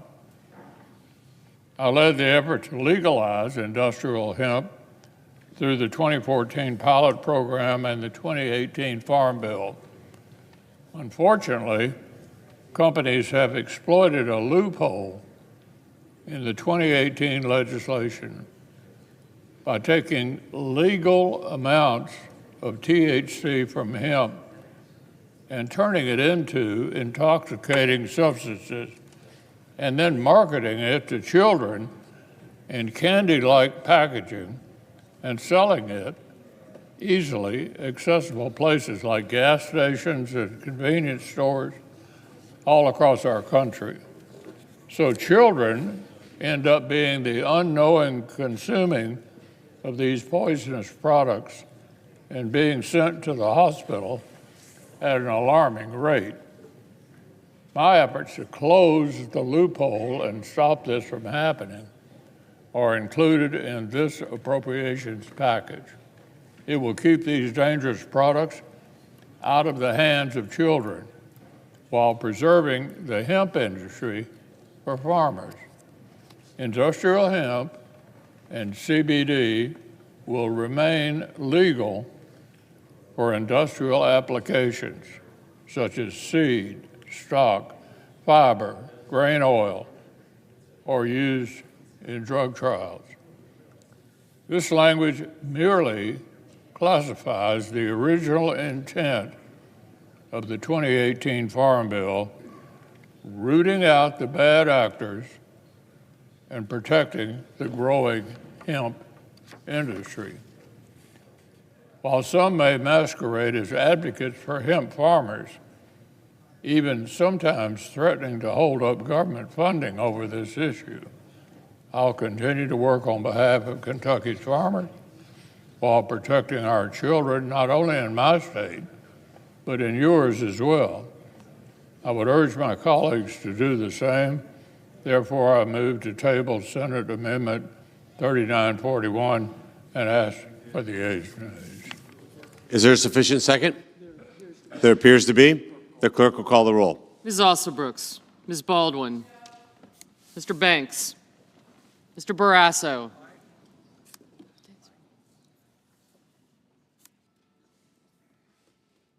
Mr. Bennett,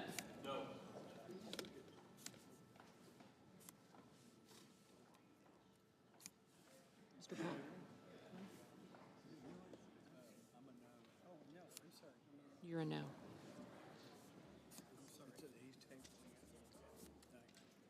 You're a no. Sir. Good deal.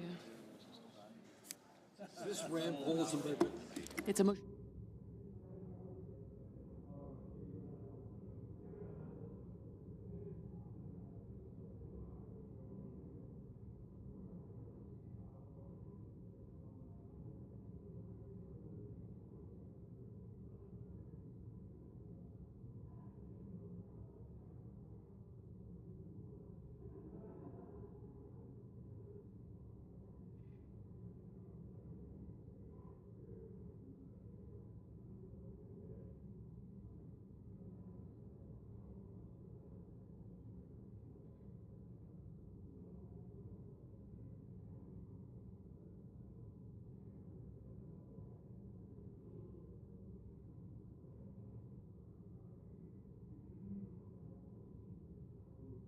Mrs. Blackburn, Mr. Blumenthal, Ms. Blunt Rochester.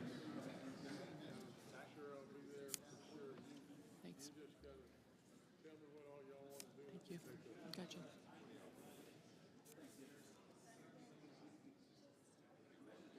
You're an aye. Mr. Booker.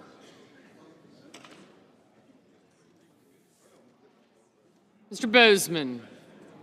Mrs. Britt, Mr. Budd, Ms. Cantwell.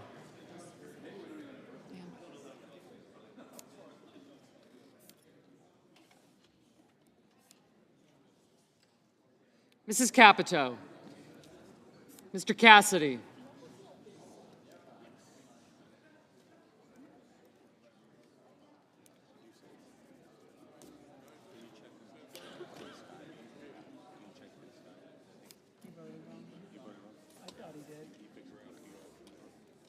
Who?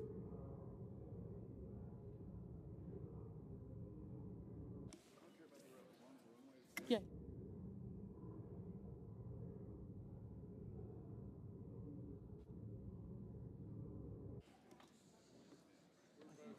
You're an aye and you're an aye. Thank you. I don't know if they're good, but that might be a stretch. Ms. Collins, Mr. Coons.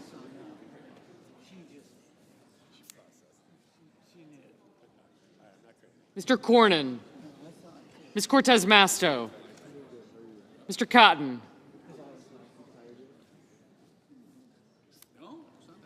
Mr. Kramer. Mr. Crapo. Mr. Cruz. Mr. Curtis. Mr. Daines. Ms. Duckworth. Mr. Durbin.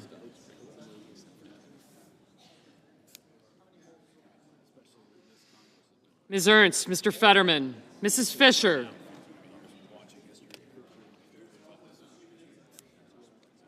Mr. Gallego, Mrs. Gillibrand. Mr. Graham, Mr. Grassley. Mr. Haggerty. Ms. Hassan. Mr. Hawley, Mr. Heinrich. Mr. Hickenlooper.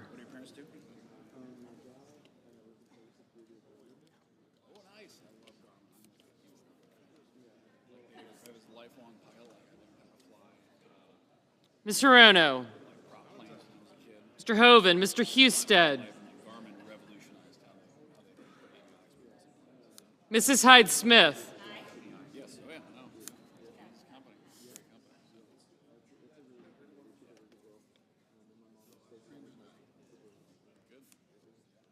Mr. Johnson, Mr. Justice, Mr. Kane, Mr. Kelly, Mr. Kennedy, Mr. Kim, Mr. King, Ms. Klobuchar,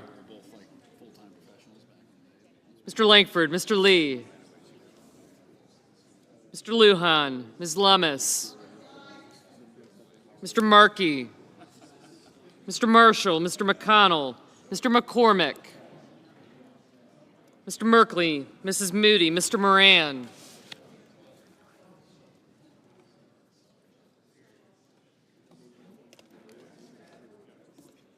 Just a moment. Sorry. Thanks. Mr. Marino. Aye.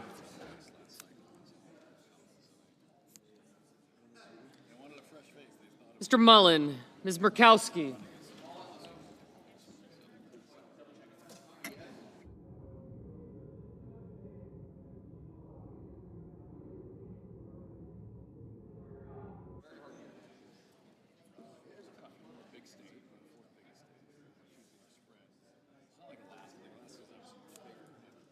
Mr. Murphy, Mrs. Murray, Mr. Ossoff,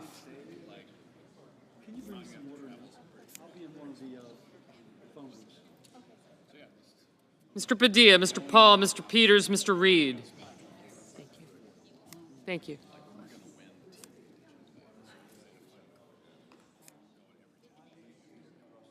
Mr. Ricketts, Mr. Risch, Ms. Rosen. Mr. Rounds, Mr. Sanders. Mr. Schatz.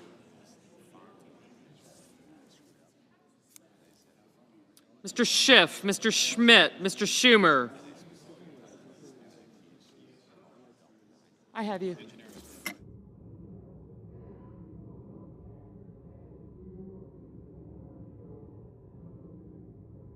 Mr. Scott of Florida, Mr. Scott of South Carolina, Mrs. Shaheen, Mr. Sheehy, Ms. Slotkin, Ms. Smith, Mr. Sullivan, Mr. Thune, Mr. Tillis, Mr. Tuberville. You haven't voted.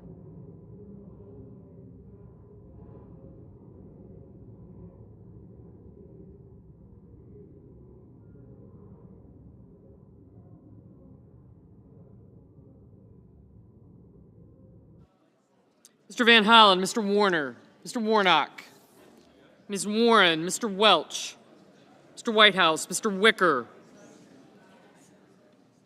Mr. Wyden, Mr. Young.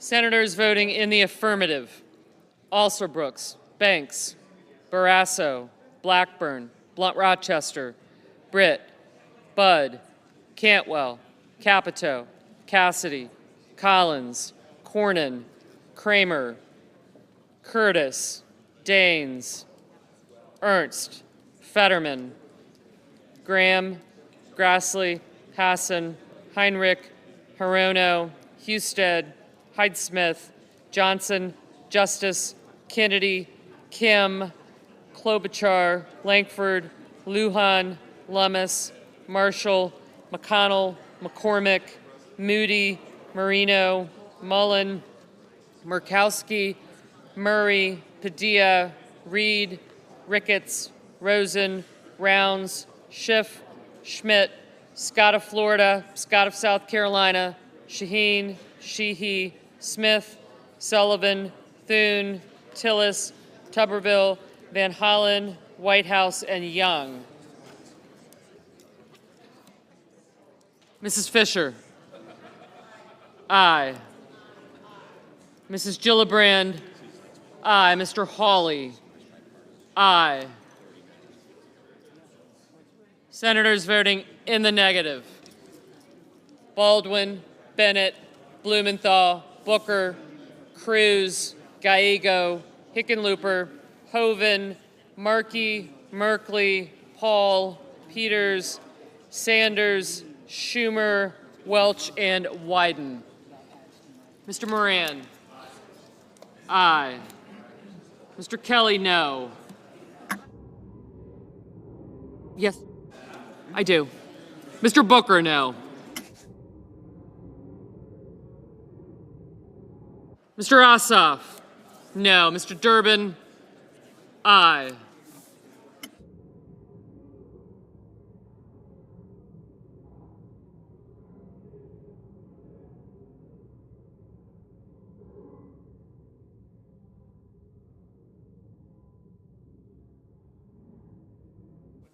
Mr. King, aye.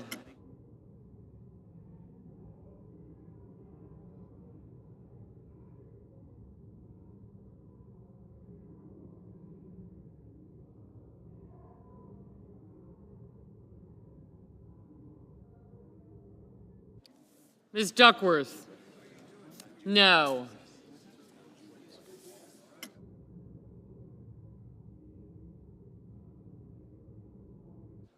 Mr. Risch, aye. Mr. Crapo, aye. Mr. Warner, aye. Mr. Wicker, aye. Mr. Haggerty, aye.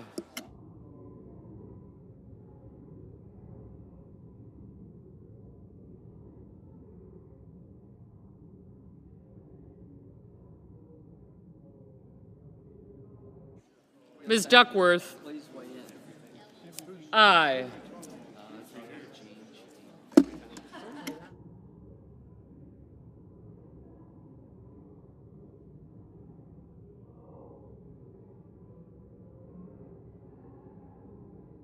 Mr. Hoven? Aye.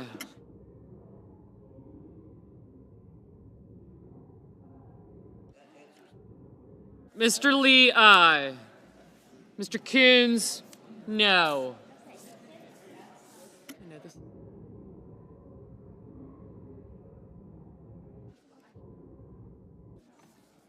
Mr. Coons, aye. Mr. Schatz, no.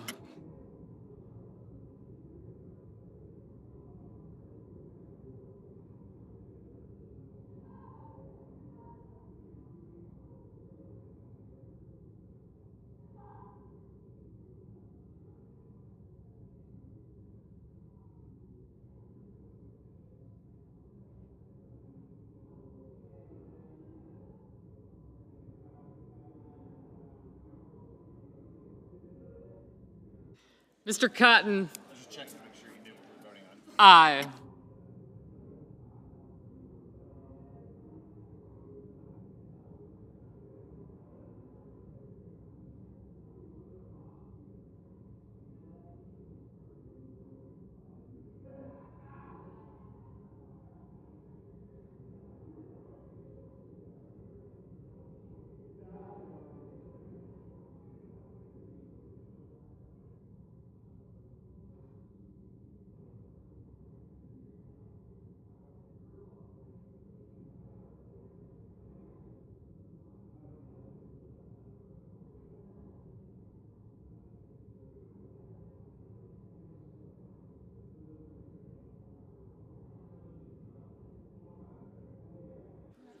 Mr. Bozeman, aye.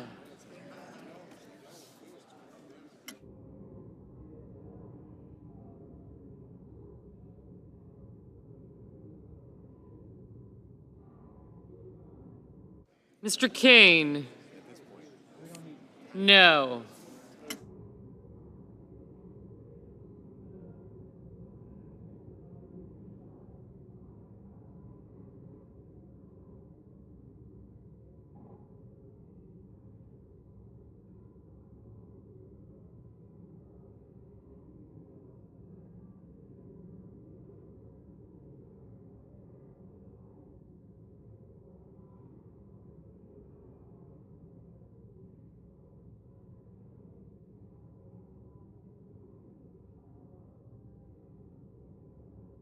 Ms. Slotkin, no.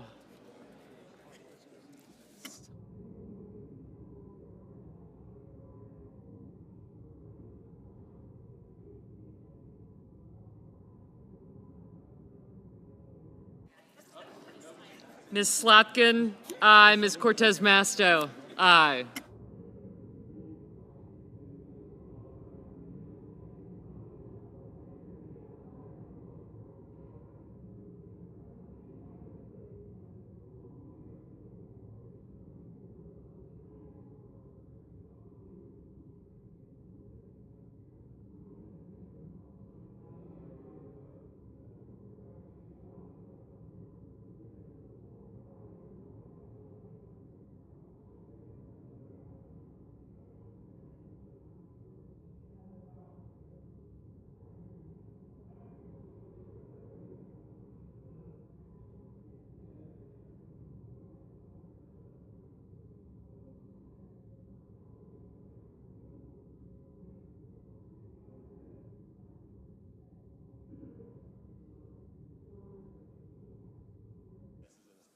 Ms. Warren, no.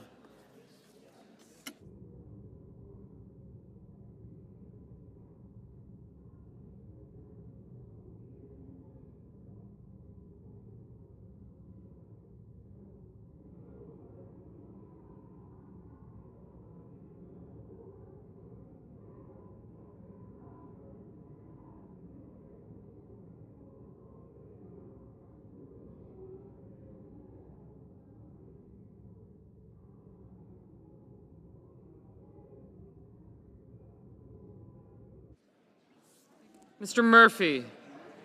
No.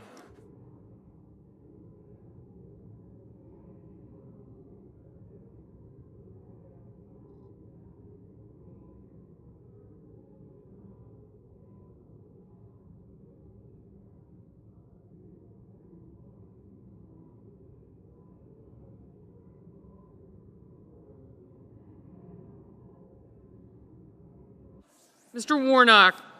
No.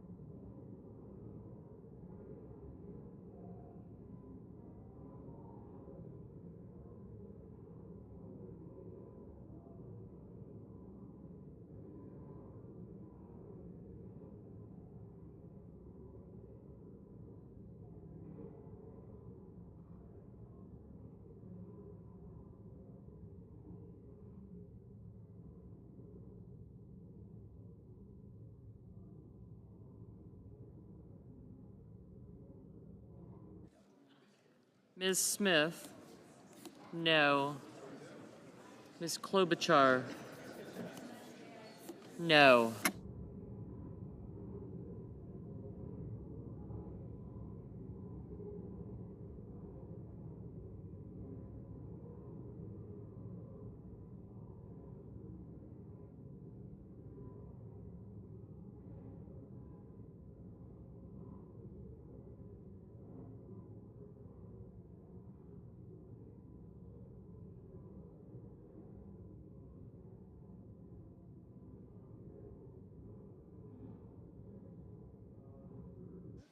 The yeas are 76, the nays are 24, and the motion is agreed to. These are 76. The yeas are 76, the nays are 24. The motion to table is agreed to. The yeas are 76. The nays are 24. The motion to table is agreed to. Thank you.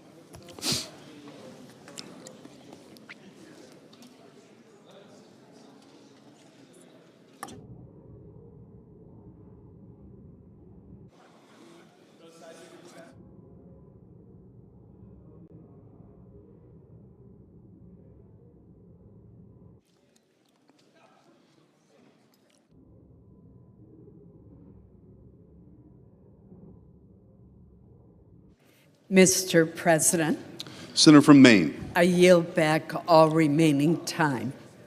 without objection.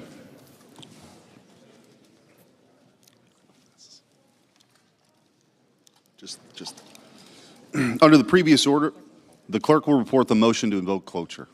Cloture motion. We, the undersigned senators, in accordance with the provisions of Rule 22 of the Standing Rules of the Senate, do hereby move to bring to a close debate on Substitute Amendment 3937 to Calendar 168, H.R. 5371, an act making continuing appropriations and extensions for fiscal year 2026 and for other purposes, signed by 17 senators.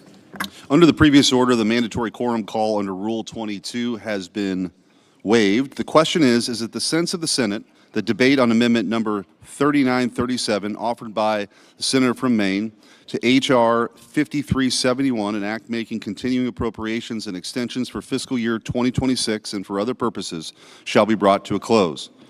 The yeas and nays are mandatory under the rule. Under the rule, the clerk will call the roll. Ms. Alsobrooks, Ms. Baldwin,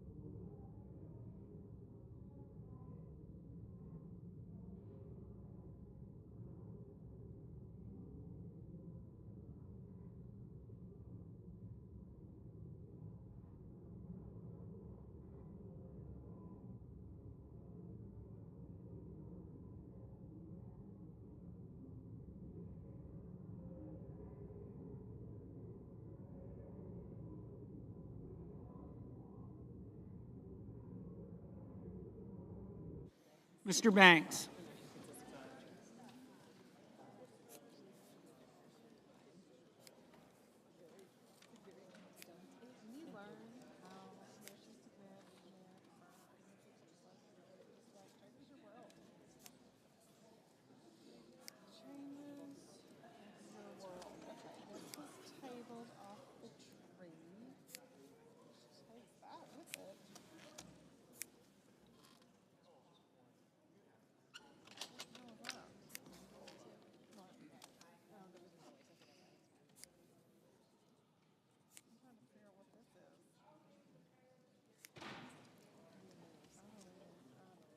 Mr. Barrasso, Mr. Bennett, Mrs. Blackburn,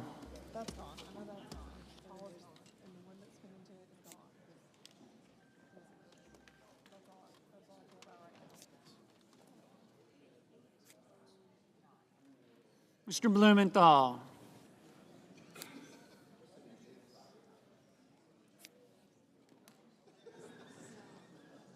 Ms. Blunt Rochester,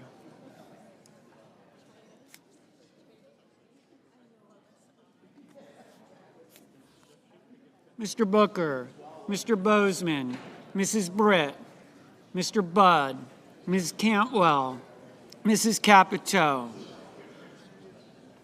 Mr. Cassidy,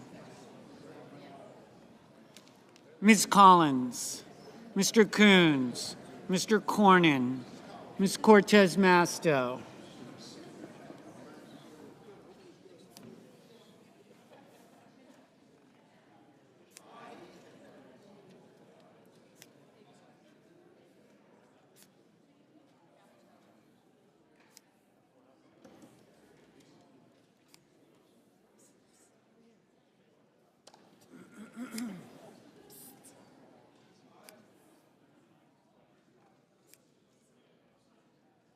Mr. Cotton, Mr. Kramer, Mr. Crapo, Mr. Cruz, Mr. Curtis, Mr. Daines, Ms. Duckworth,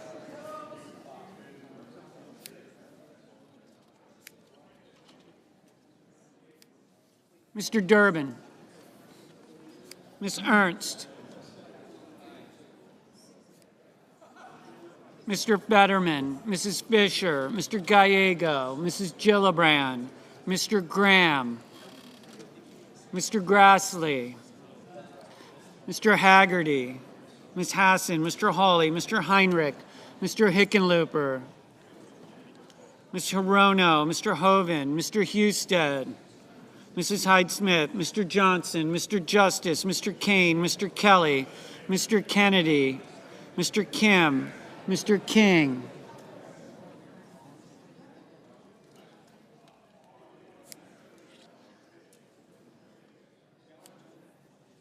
Ms. Klobuchar, Mr. Langford, Mr. Lee, Mr. Lujan, Ms. Lummis, Mr. Markey, Mr. Marshall, Mr. McConnell, Mr. McCormick, Mr. Merkley, Mrs. Moody, Mr. Moran,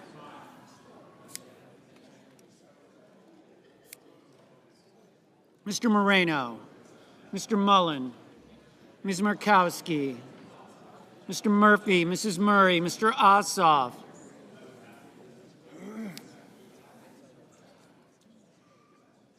Mr. Padilla,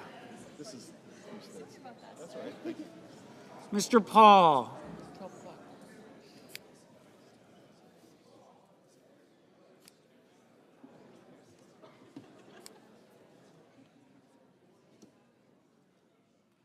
Mr. Peters, Mr. Reed, Mr. Ricketts, Mr. Risch, Ms. Rosen, Mr. Rounds, Mr. Sanders, Mr. Schatz, Mr. Schiff, Mr. Schmidt, Mr. Schumer, Mr. Scott of Florida, Mr. Scott of South Carolina, Mrs. Shaheen, Mr. Sheehy, Ms. Slotkin, Ms. Smith, Mr. Sullivan, Mr. Thune, Mr. Tillis, Mr. Tuberville, Mr. Van Hollen,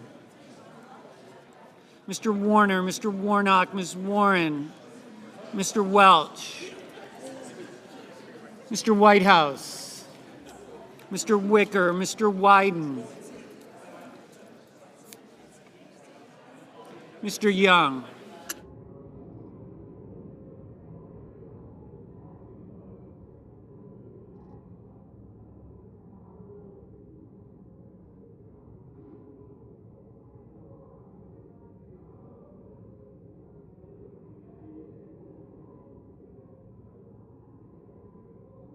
Senators voting in the affirmative: Banks, Barrasso, Bozeman, Britt, Budd, Capito, Cassidy, Cornyn, Cortez Masto, Cotton, Crapo, Daines, Durbin, Ernst, Fetterman, Fisher, Graham, Grassley, Hassan, Hawley, Hoven, Hyde-Smith, Johnson, Kane, King, Langford, Lummis, Marshall, McCormick, Moody, Moran, Moreno, Ricketts, Risch, Rosen, Rounds, Schmidt, Scott of Florida, Scott of South Carolina, Shaheen, Sheehy, Tillis, Tuberville, Wicker, Young.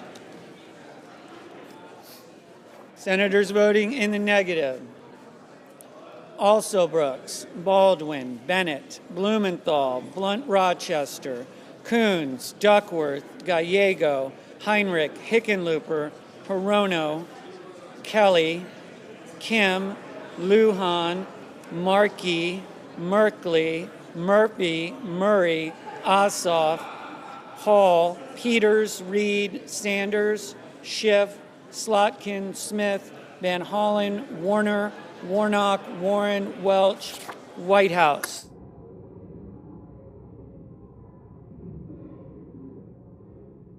Mr. Curtis, aye. Ms. Collins, aye. Mr. Kennedy, aye.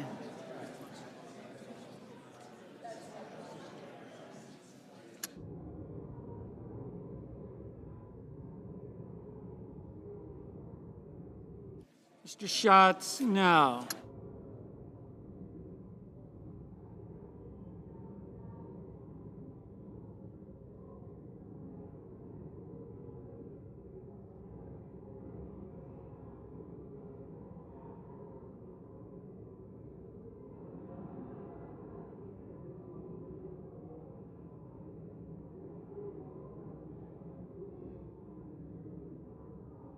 Mrs. Blackburn, aye. Ms. Cantwell, no. But I don't have 3947.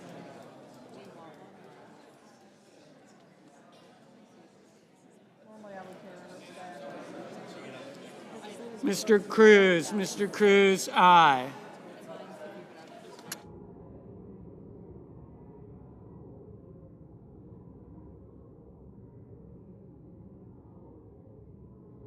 Mr. Booker, no.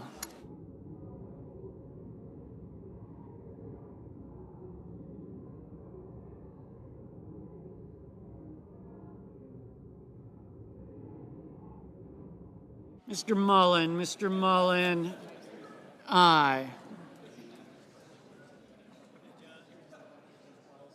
Mr. McConnell, aye.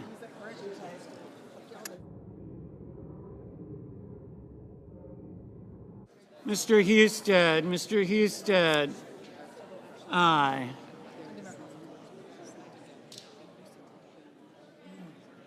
Mrs. Gillibrand, no. Mr. Padilla, no.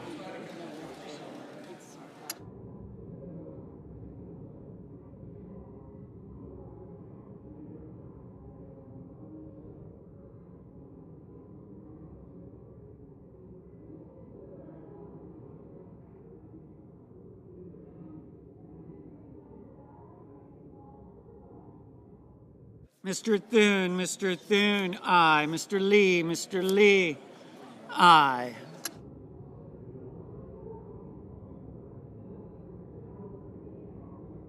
Mr. Schumer, no. Mr. Haggerty, aye. Mr. Wyden, no. Ms. Murkowski, aye. Mr. Kramer, aye.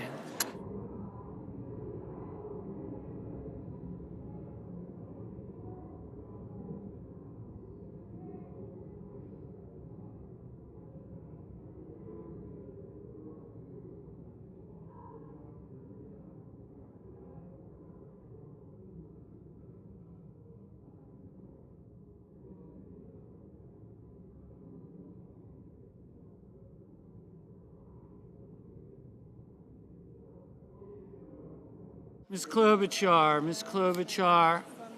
no.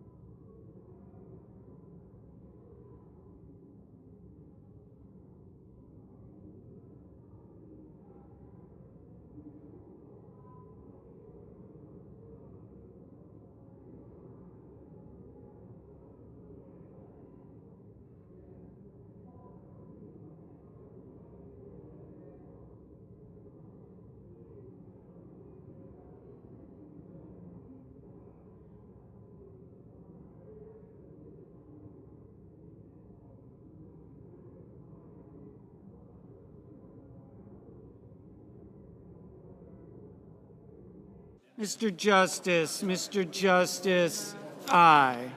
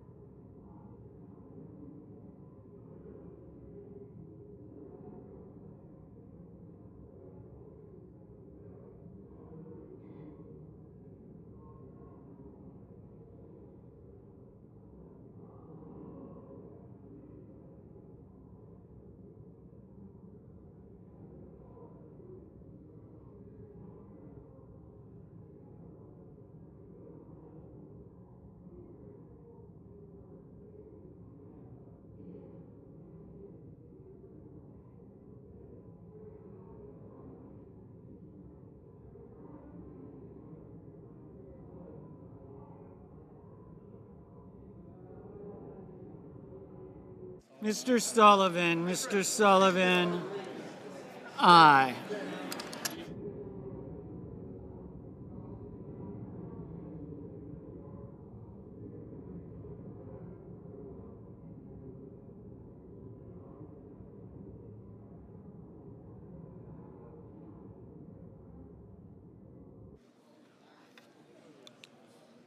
On this vote, the yeas are 60 and the nays are 40.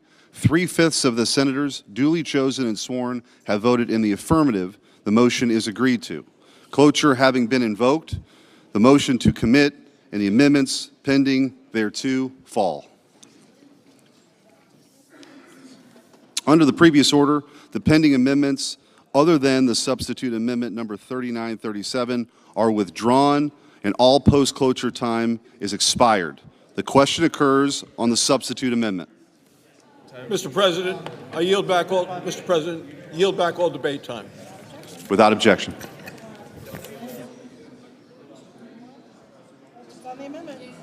Questions on the amendment? Is there a sufficient second? There appears to be. Clerk will call the roll. Ms. Ossobrooks, Ms. Baldwin, Mr. Banks, Mr. Barrasso,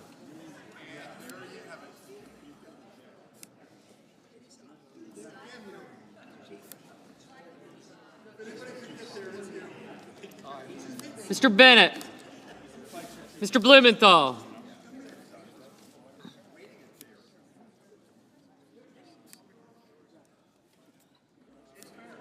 I did, thank you.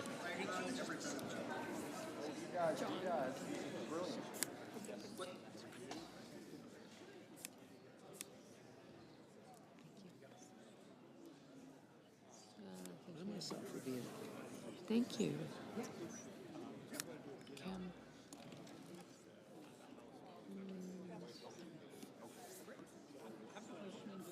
Thank you.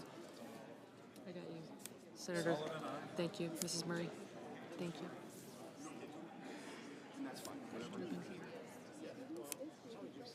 What's your last name? Stan. I know your dad. Sheehy, McCormick. Your dad's a great guy. Yes, sir, he is. You ought, not every week, but every now and then you ought to listen to him. I try to.